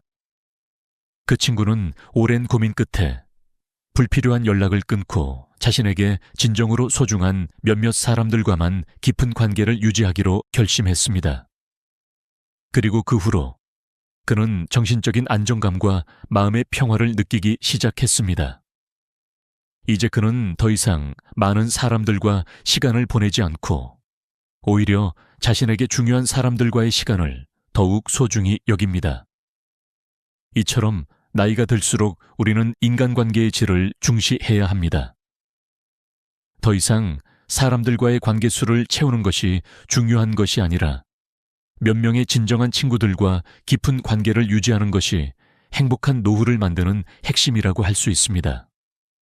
이를 통해 우리는 더 이상 불필요한 스트레스를 받지 않고 자신만의 평화롭고 만족스러운 삶을 살아갈 수 있습니다. 그렇다면 불필요한 관계를 줄이려면 어떻게 해야 할까요? 첫 번째로, 관계를 유지해야 할 사람을 선별하는 것. 이 중요합니다. 나와 깊은 관계를 맺을 수 있는 사람은 누구인지, 그리고 그 관계가 내 삶에 긍정적인 영향을 미치는지 스스로 점검해야 합니다. 일시적인 관계나 나에게 정신적인 부담을 주는 관계는 과감히 정리하는 것이 필요합니다. 관계를 정리한다고 해서 냉정하게 사람을 배제하는 것이 아니라 내가 더 이상 필요 없는 관계에는 거리를 두는 것입니다. 또한 우리가 살아가는 사회에서 많은 사람들이 사회적 이미지를 중요시합니다. 결혼식이나 장례식에 참석할 때 사람들이 북적이는 모습을 보며 자신도 그 속에 끼어야 한다는 압박감을 느끼곤 합니다. 그러나 진정한 가치는 사람들의 수가 아니라 내가 진정으로 소중히 여기는 사람들과의 깊은 교감입니다. 결국 노후의 행복은 정말 소중한 사람들과의 관계를 통해 이루어집니다. 나이가 들수록 우리는 더 이상 사람들 사이에서 인정받으려 하지 않게 됩니다. 진정한 행복은 내가 선택한 사람들과 내 마음을 나누는 깊은 관계에서 오는 것임을 깨닫게 됩니다. 불필요한 관계를 정리하고 진정한 우정과 사랑을 지켜나가는 것이 행복한 노후를 위한 첫걸음이 될 것입니다. 우리가 나이가 들수록 욕심을 줄이는 것이 얼마나 중요한지에 대해 많은 사람들은 동의할 것입니다. 젊은 시절에는 많은 사람들이 더 많은 돈을 벌고 더 많은 성취를 이루려고 합니다. 하지만 60대 이후에는 삶의 방식이 달라져야 합니다. 과거의 성취나 물질적인 것들이 더 이상 가장 중요한 기준이 되지 않습니다. 그 대신 우리가 진정으로 중요한 것은 현재의 삶을 어떻게 잘 지키며 조금 더 간소화하고 여유롭게 살아갈 수 있을지에 대한 고민입니다. 많은 사람들은 노후에 들어서도 여전히 많은 돈을 벌고 싶어 합니다. 예를 들어 주식 투자, 부동산 투자 또는 여러 가지 돈을 벌 수 있는 기회를 잡으려는 욕심을 품고 살아가는 경우가 많습니다. 그러나 욕심이 과하면 그만큼 더 큰 리스크와 불안정성을 초래할 수 있습니다. 나이가 들어서 하는 투자는 그만큼 위험 부담이 크고 잘못된 선택이 오래 회복하기 어려운 손실을 불러올 수 있습니다. 한 가지 예를 들어 보겠습니다. 제 친구의 아버지는 은퇴 후에도 계속해서 투자에 대한 욕심을 놓지 않으셨습니다. 주식시장에서 빠르게 돈을 벌 수 있다는 생각에 매일 하루도 빠짐없이 투자하고 분석했습니다. 그 결과 그의 투자 전략은 처음에는 조금씩 성과를 보였지만 결국 대규모 금융위기에 직면하면서 모든 것을 잃고 말았습니다. 그는 결국 큰 충격과 스트레스에 시달리게 되었고 그 후로는 몸과 마음이 매우 지쳐 있었습니다. 이 일이 지나고 나서 그는 스스로 깨달았습니다. 노에 더 많은 돈을 벌려고 하기보다는 지금 가진 것을 잘 지키고 안정적인 삶을 유지하는 것이 더 중요하다. 는 사실을 말입니다. 그렇습니다.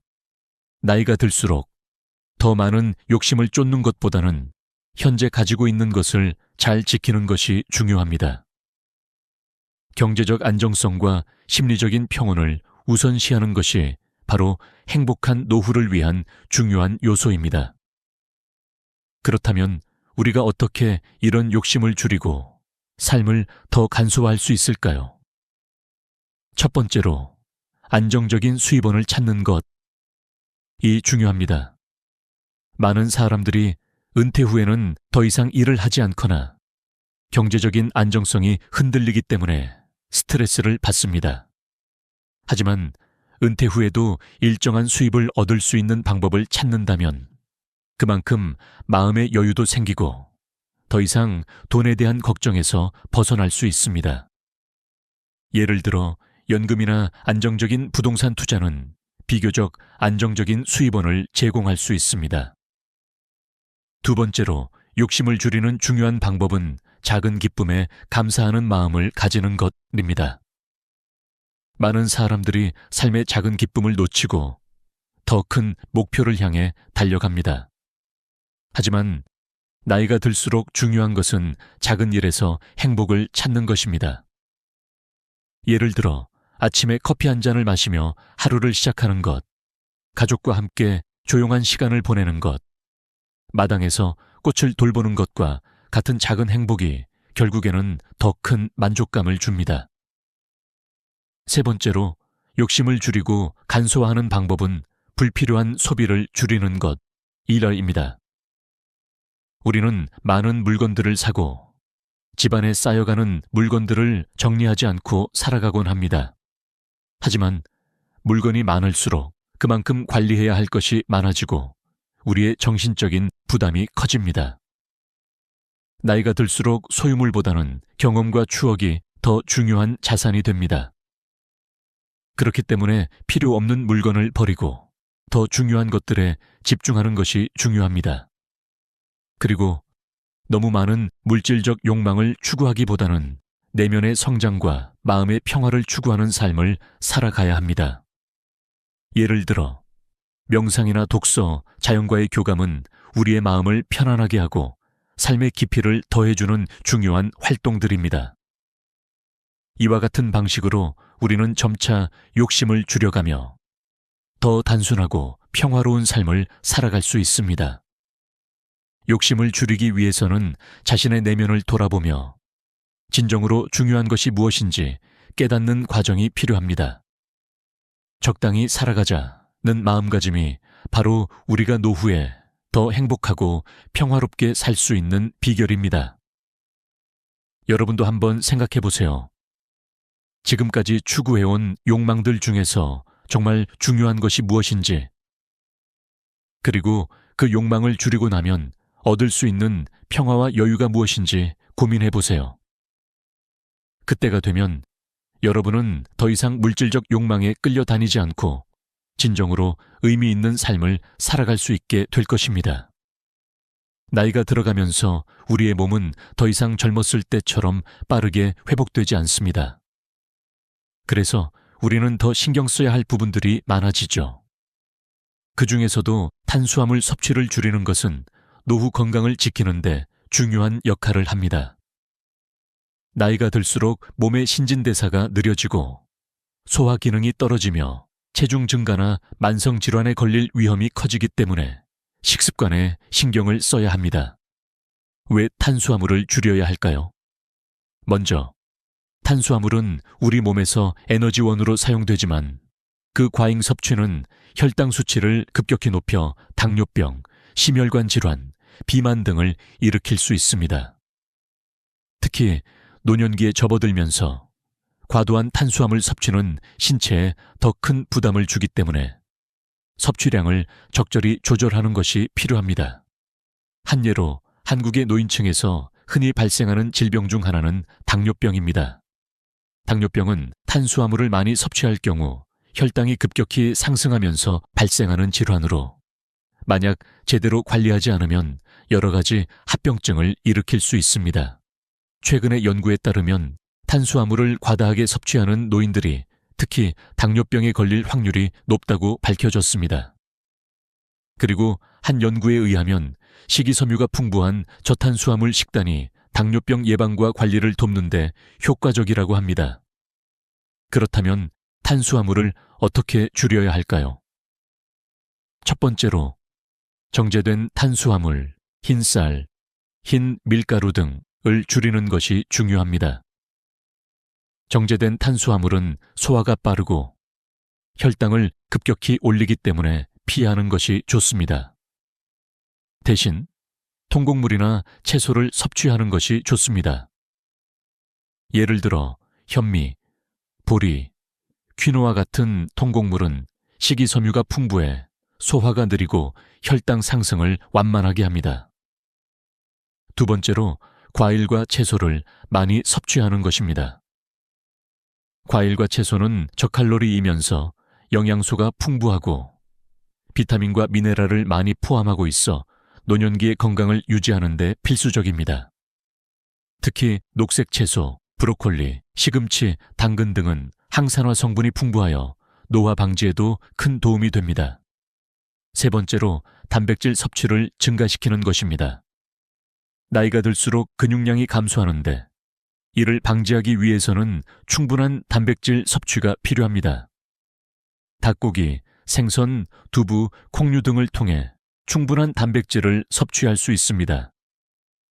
또한 단백질은 혈당 조절에도 도움이 되며 근육을 유지하고 체지방을 줄이는 데 효과적입니다.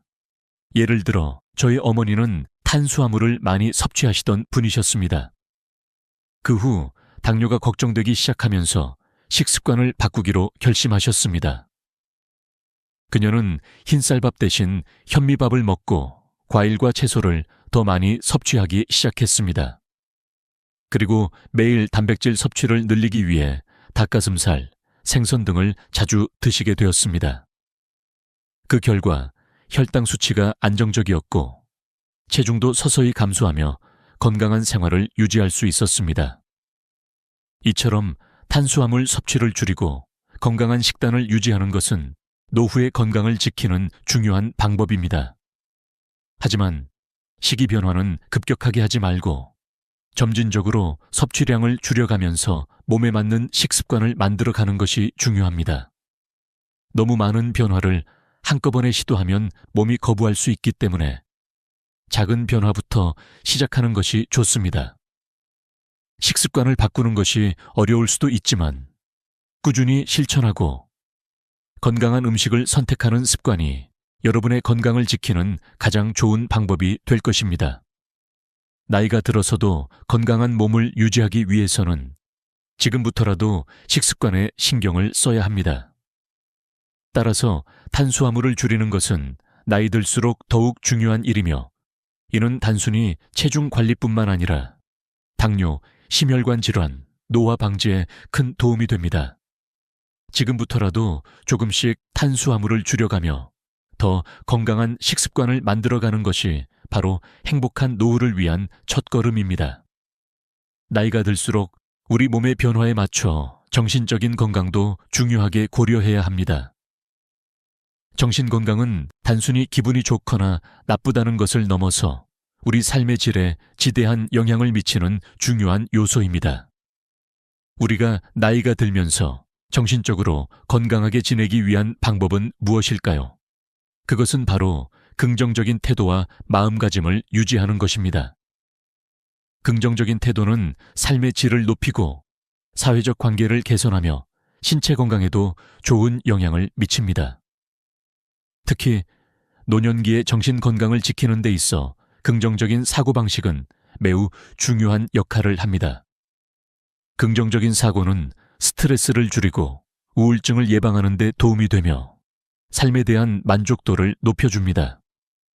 나이가 들수록 우리는 자신의 건강에 대한 걱정이나 과거에 대한 회한에 사로잡힐 수 있습니다. 하지만 그럴 때일수록 긍정적인 태도가 더욱 중요합니다.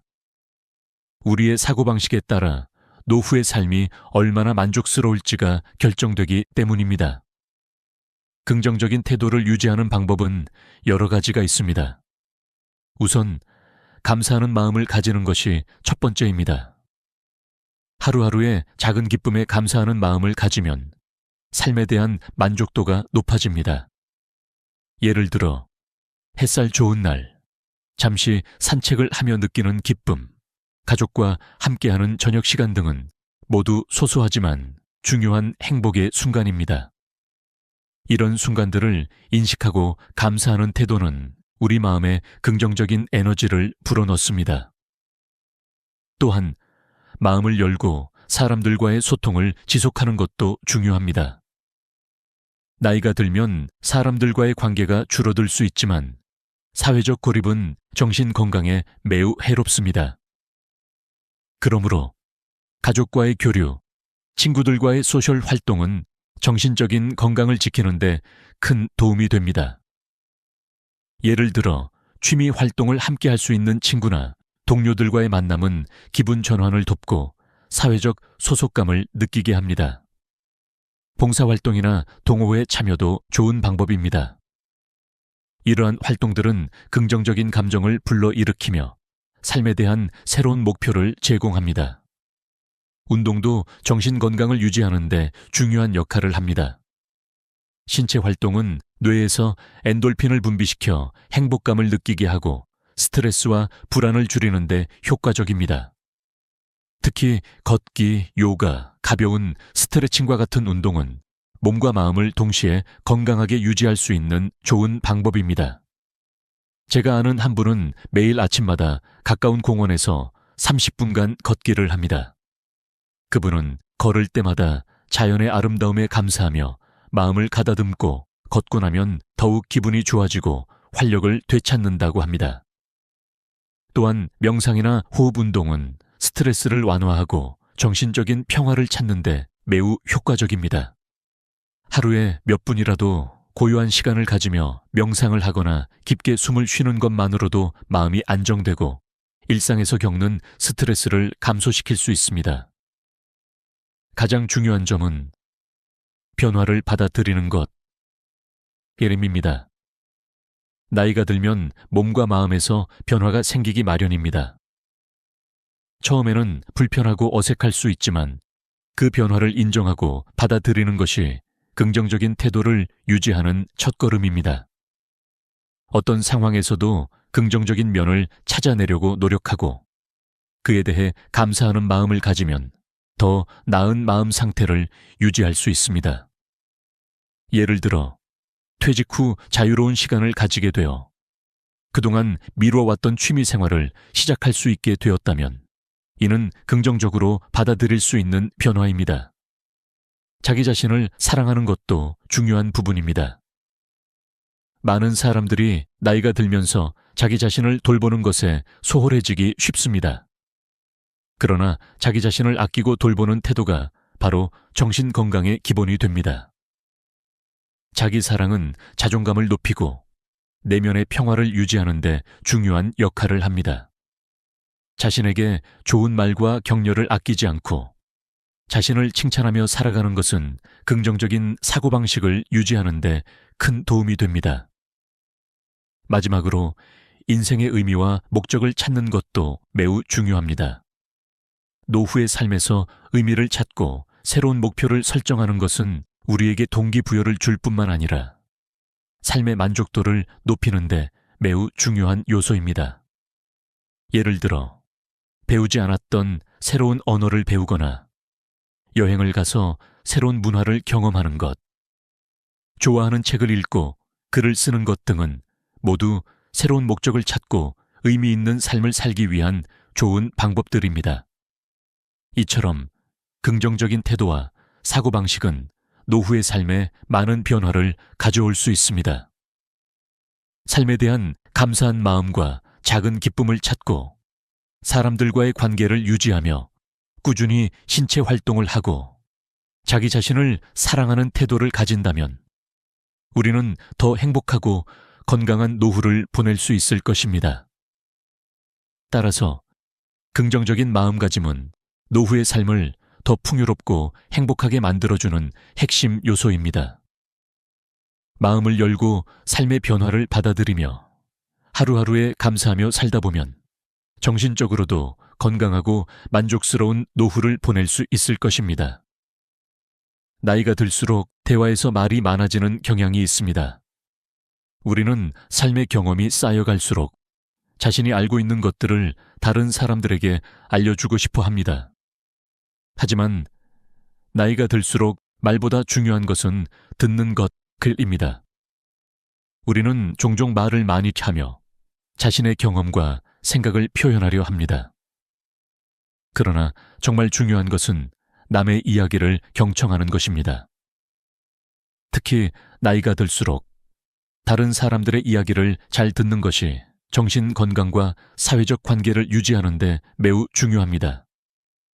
먼저, 나이가 들면 말을 많이 하게 되는 이유는 자연스럽습니다. 삶의 경험이 쌓이고 그동안 많은 것을 배웠기 때문에 다른 사람에게 자신이 겪은 일이나 배운 점을 전하고 싶어 하는 욕구가 생깁니다. 그러나 문제는 우리가 말을 너무 많이 하면 상대방의 이야기를 듣지 않게 된다는 것입니다. 말이 많아지면 대화의 주도권을 우리가 쥐게 되고 상대방은 점점 말을 꺼내지 않게 됩니다. 이는 결국 의사소통의 단절을 초래하고 관계의 불편함을 초래할 수 있습니다. 따라서 나이가 들수록 말을 줄이고 더 많이 듣는 것, 이 중요합니다. 다른 사람의 이야기를 경청하는 능력은 우리가 나이가 들어서도 계속해서 사람들과 건강한 관계를 유지할 수 있는 중요한 자질입니다. 상대방의 이야기를 잘 듣는 것은 그 사람이 내게 관심을 가지고 있다는 신호이며 상대방을 존중하는 행동입니다. 그리고 그런 태도는 우리가 사람들과 더 좋은 관계를 유지하고 사회적 고립을 예방하는 데 큰 도움이 됩니다. 예를 들어 친구나 가족과의 대화에서 내가 말만 계속하다 보면 상대방은 점점 내 이야기를 듣지 않게 됩니다. 하지만 내가 상대방의 이야기에 진심으로 귀 기울이고 그들의 말을 존중하면 상대방은 내게 더 많은 이야기를 나누고 싶어 할 것입니다. 이처럼 대화에서 듣는 것은 말하는 것만큼 중요합니다. 특히 노년기에 들어서면서 사람들과의 관계에서 이 점이 더욱 중요해집니다. 말을 줄이고 듣는 것이 중요한 이유는 또한 상대방의 필요와 감정을 이해하는 데 도움이 되기 때문입니다. 우리가 말을 많이 하면 상대방이 말할 기회를 빼앗게 됩니다. 상대방이 원하는 것이 무엇인지 또는 그들의 감정이 어떤지 알아차리기 위해서는 그들의 말을 귀 기울여 들어야 합니다. 그리고 그들의 이야기를 잘 듣는 태도는 우리가 사람들과의 관계에서 신뢰를 쌓는 데 큰 역할을 합니다. 또한 되풀이해서 말하는 습관을 줄이는 것도 중요합니다. 나이가 들수록 자꾸 같은 이야기를 반복하게 되는 경우가 많습니다. 과거의 기억이나 경험을 자주 이야기하게 되는데 이런 반복은 때때로 상대방에게 지루함을 줄 수 있습니다. 그래서 한번 말한 이야기는 다시 반복하지 않도록 노력하는 것이 중요합니다. 만약 같은 이야기를 반복하고 싶다면 그 이야기를 들은 사람이 그 이야기를 다시 언급했을 때 자연스럽게 대화를 이어갈 수 있습니다. 중요한 점은 대화에서 새로운 주제와 내용을 덧붙이며 상대방이 흥미를 잃지 않도록 노력하는 것입니다. 예를 들어 가족과 함께 저녁을 먹으면서 같은 이야기를 반복하는 경우가 있습니다. 그럴 때 상대방은 점점 더 관심을 잃게 됩니다. 대신 그 이야기를 듣고 나서 새로운 주제나 그 이야기를 바탕으로 한 질문을 던지는 것이 훨씬 더 건강한 대화를 만들어 갈 수 있습니다.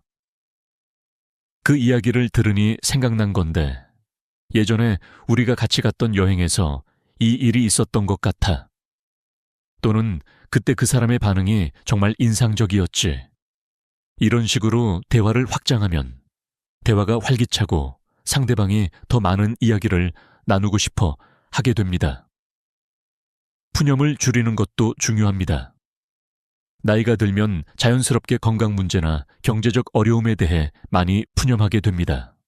하지만 이런 푸념이 지나치면 주변 사람들에게 부담을 주고 그들과의 관계를 어렵게 만들 수 있습니다. 대신 불편한 점이 있을 때는 차분하게 이야기하고 그 상황에서 해결할 수 있는 방법을 함께 찾아보는 태도가 훨씬 더 긍정적이고 생산적입니다. 이처럼 부정적인 감정을 지나치게 표현하기보다는 긍정적인 방법으로 상황을 해결하려는 태도가 관계를 더 원활하게 유지하는 데 중요합니다. 마지막으로 고집을 버리고 다른 사람의 의견을 존중하는 태도가 필요합니다. 나이가 들수록 자기 고집이 강해지고 자신의 가치관에 집착하는 경우가 많습니다. 그러나 다른 사람의 생각을 존중하고 받아들이는 자세가 우리를 더 유연하고 지혜롭게 만듭니다. 특히 다른 사람의 의견을 존중하는 것은 상대방과의 관계를 더욱 깊고 의미 있게 만들어줍니다. 이처럼 대화에서 말 줄이기는 노후의 정신 건강과 인간관계의 핵심입니다. 듣는 것에 집중하고 자주 반복하지 않으며 긍정적인 대화를 이어나가는 태도가 우리의 삶을 더욱 풍요롭고 행복하게 만들어줍니다.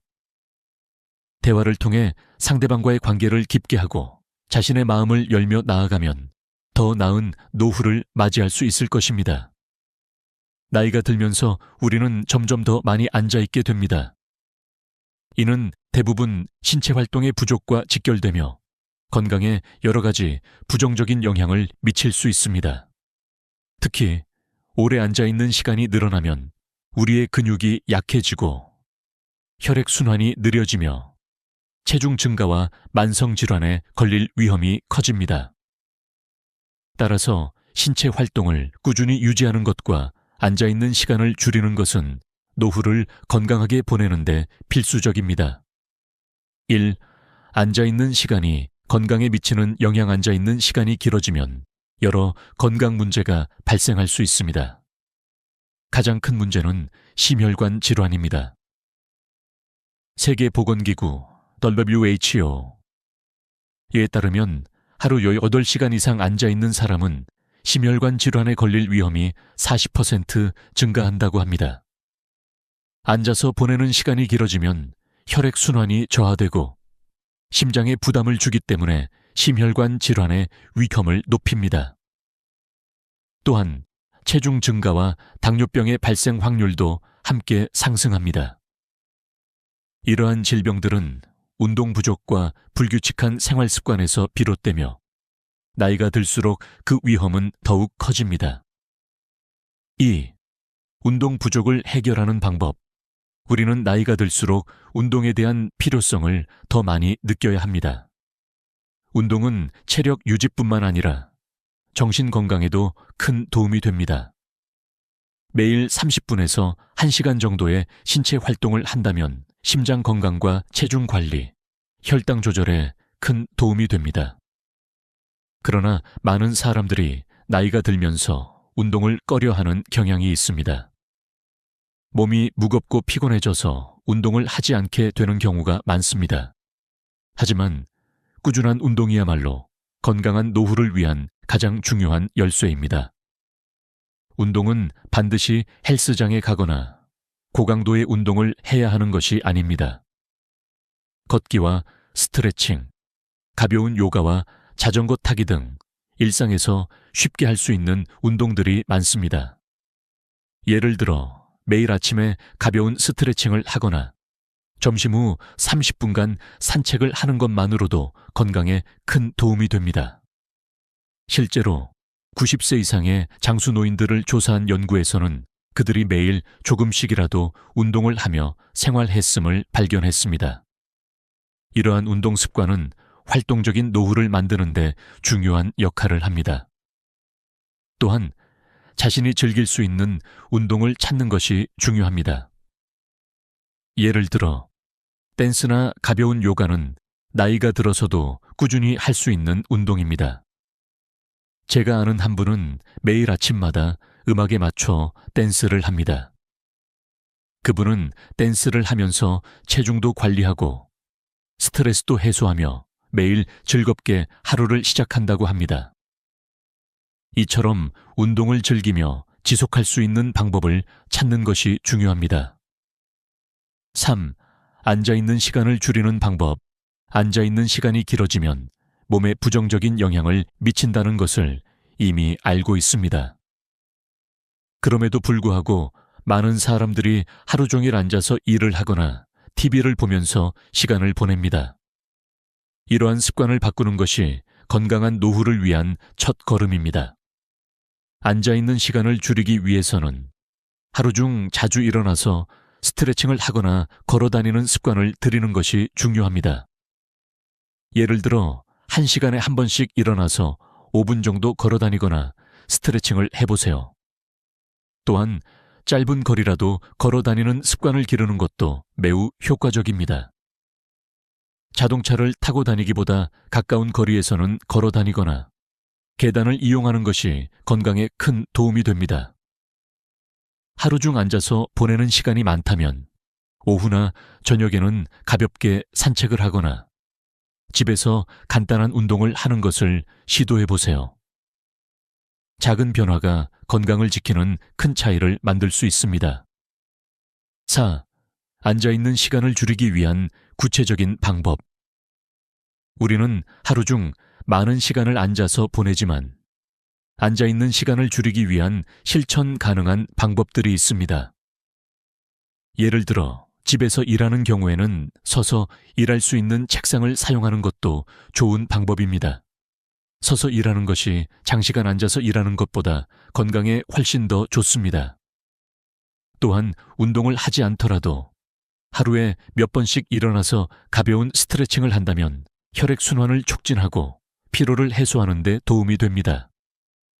근로 환경에서도 앉아서 일하는 시간을 줄이는 방법을 고려해 보세요. 예를 들어 전화나 화상회의 중에 일어날 수 있으면 일어나서 하는 것이 좋습니다.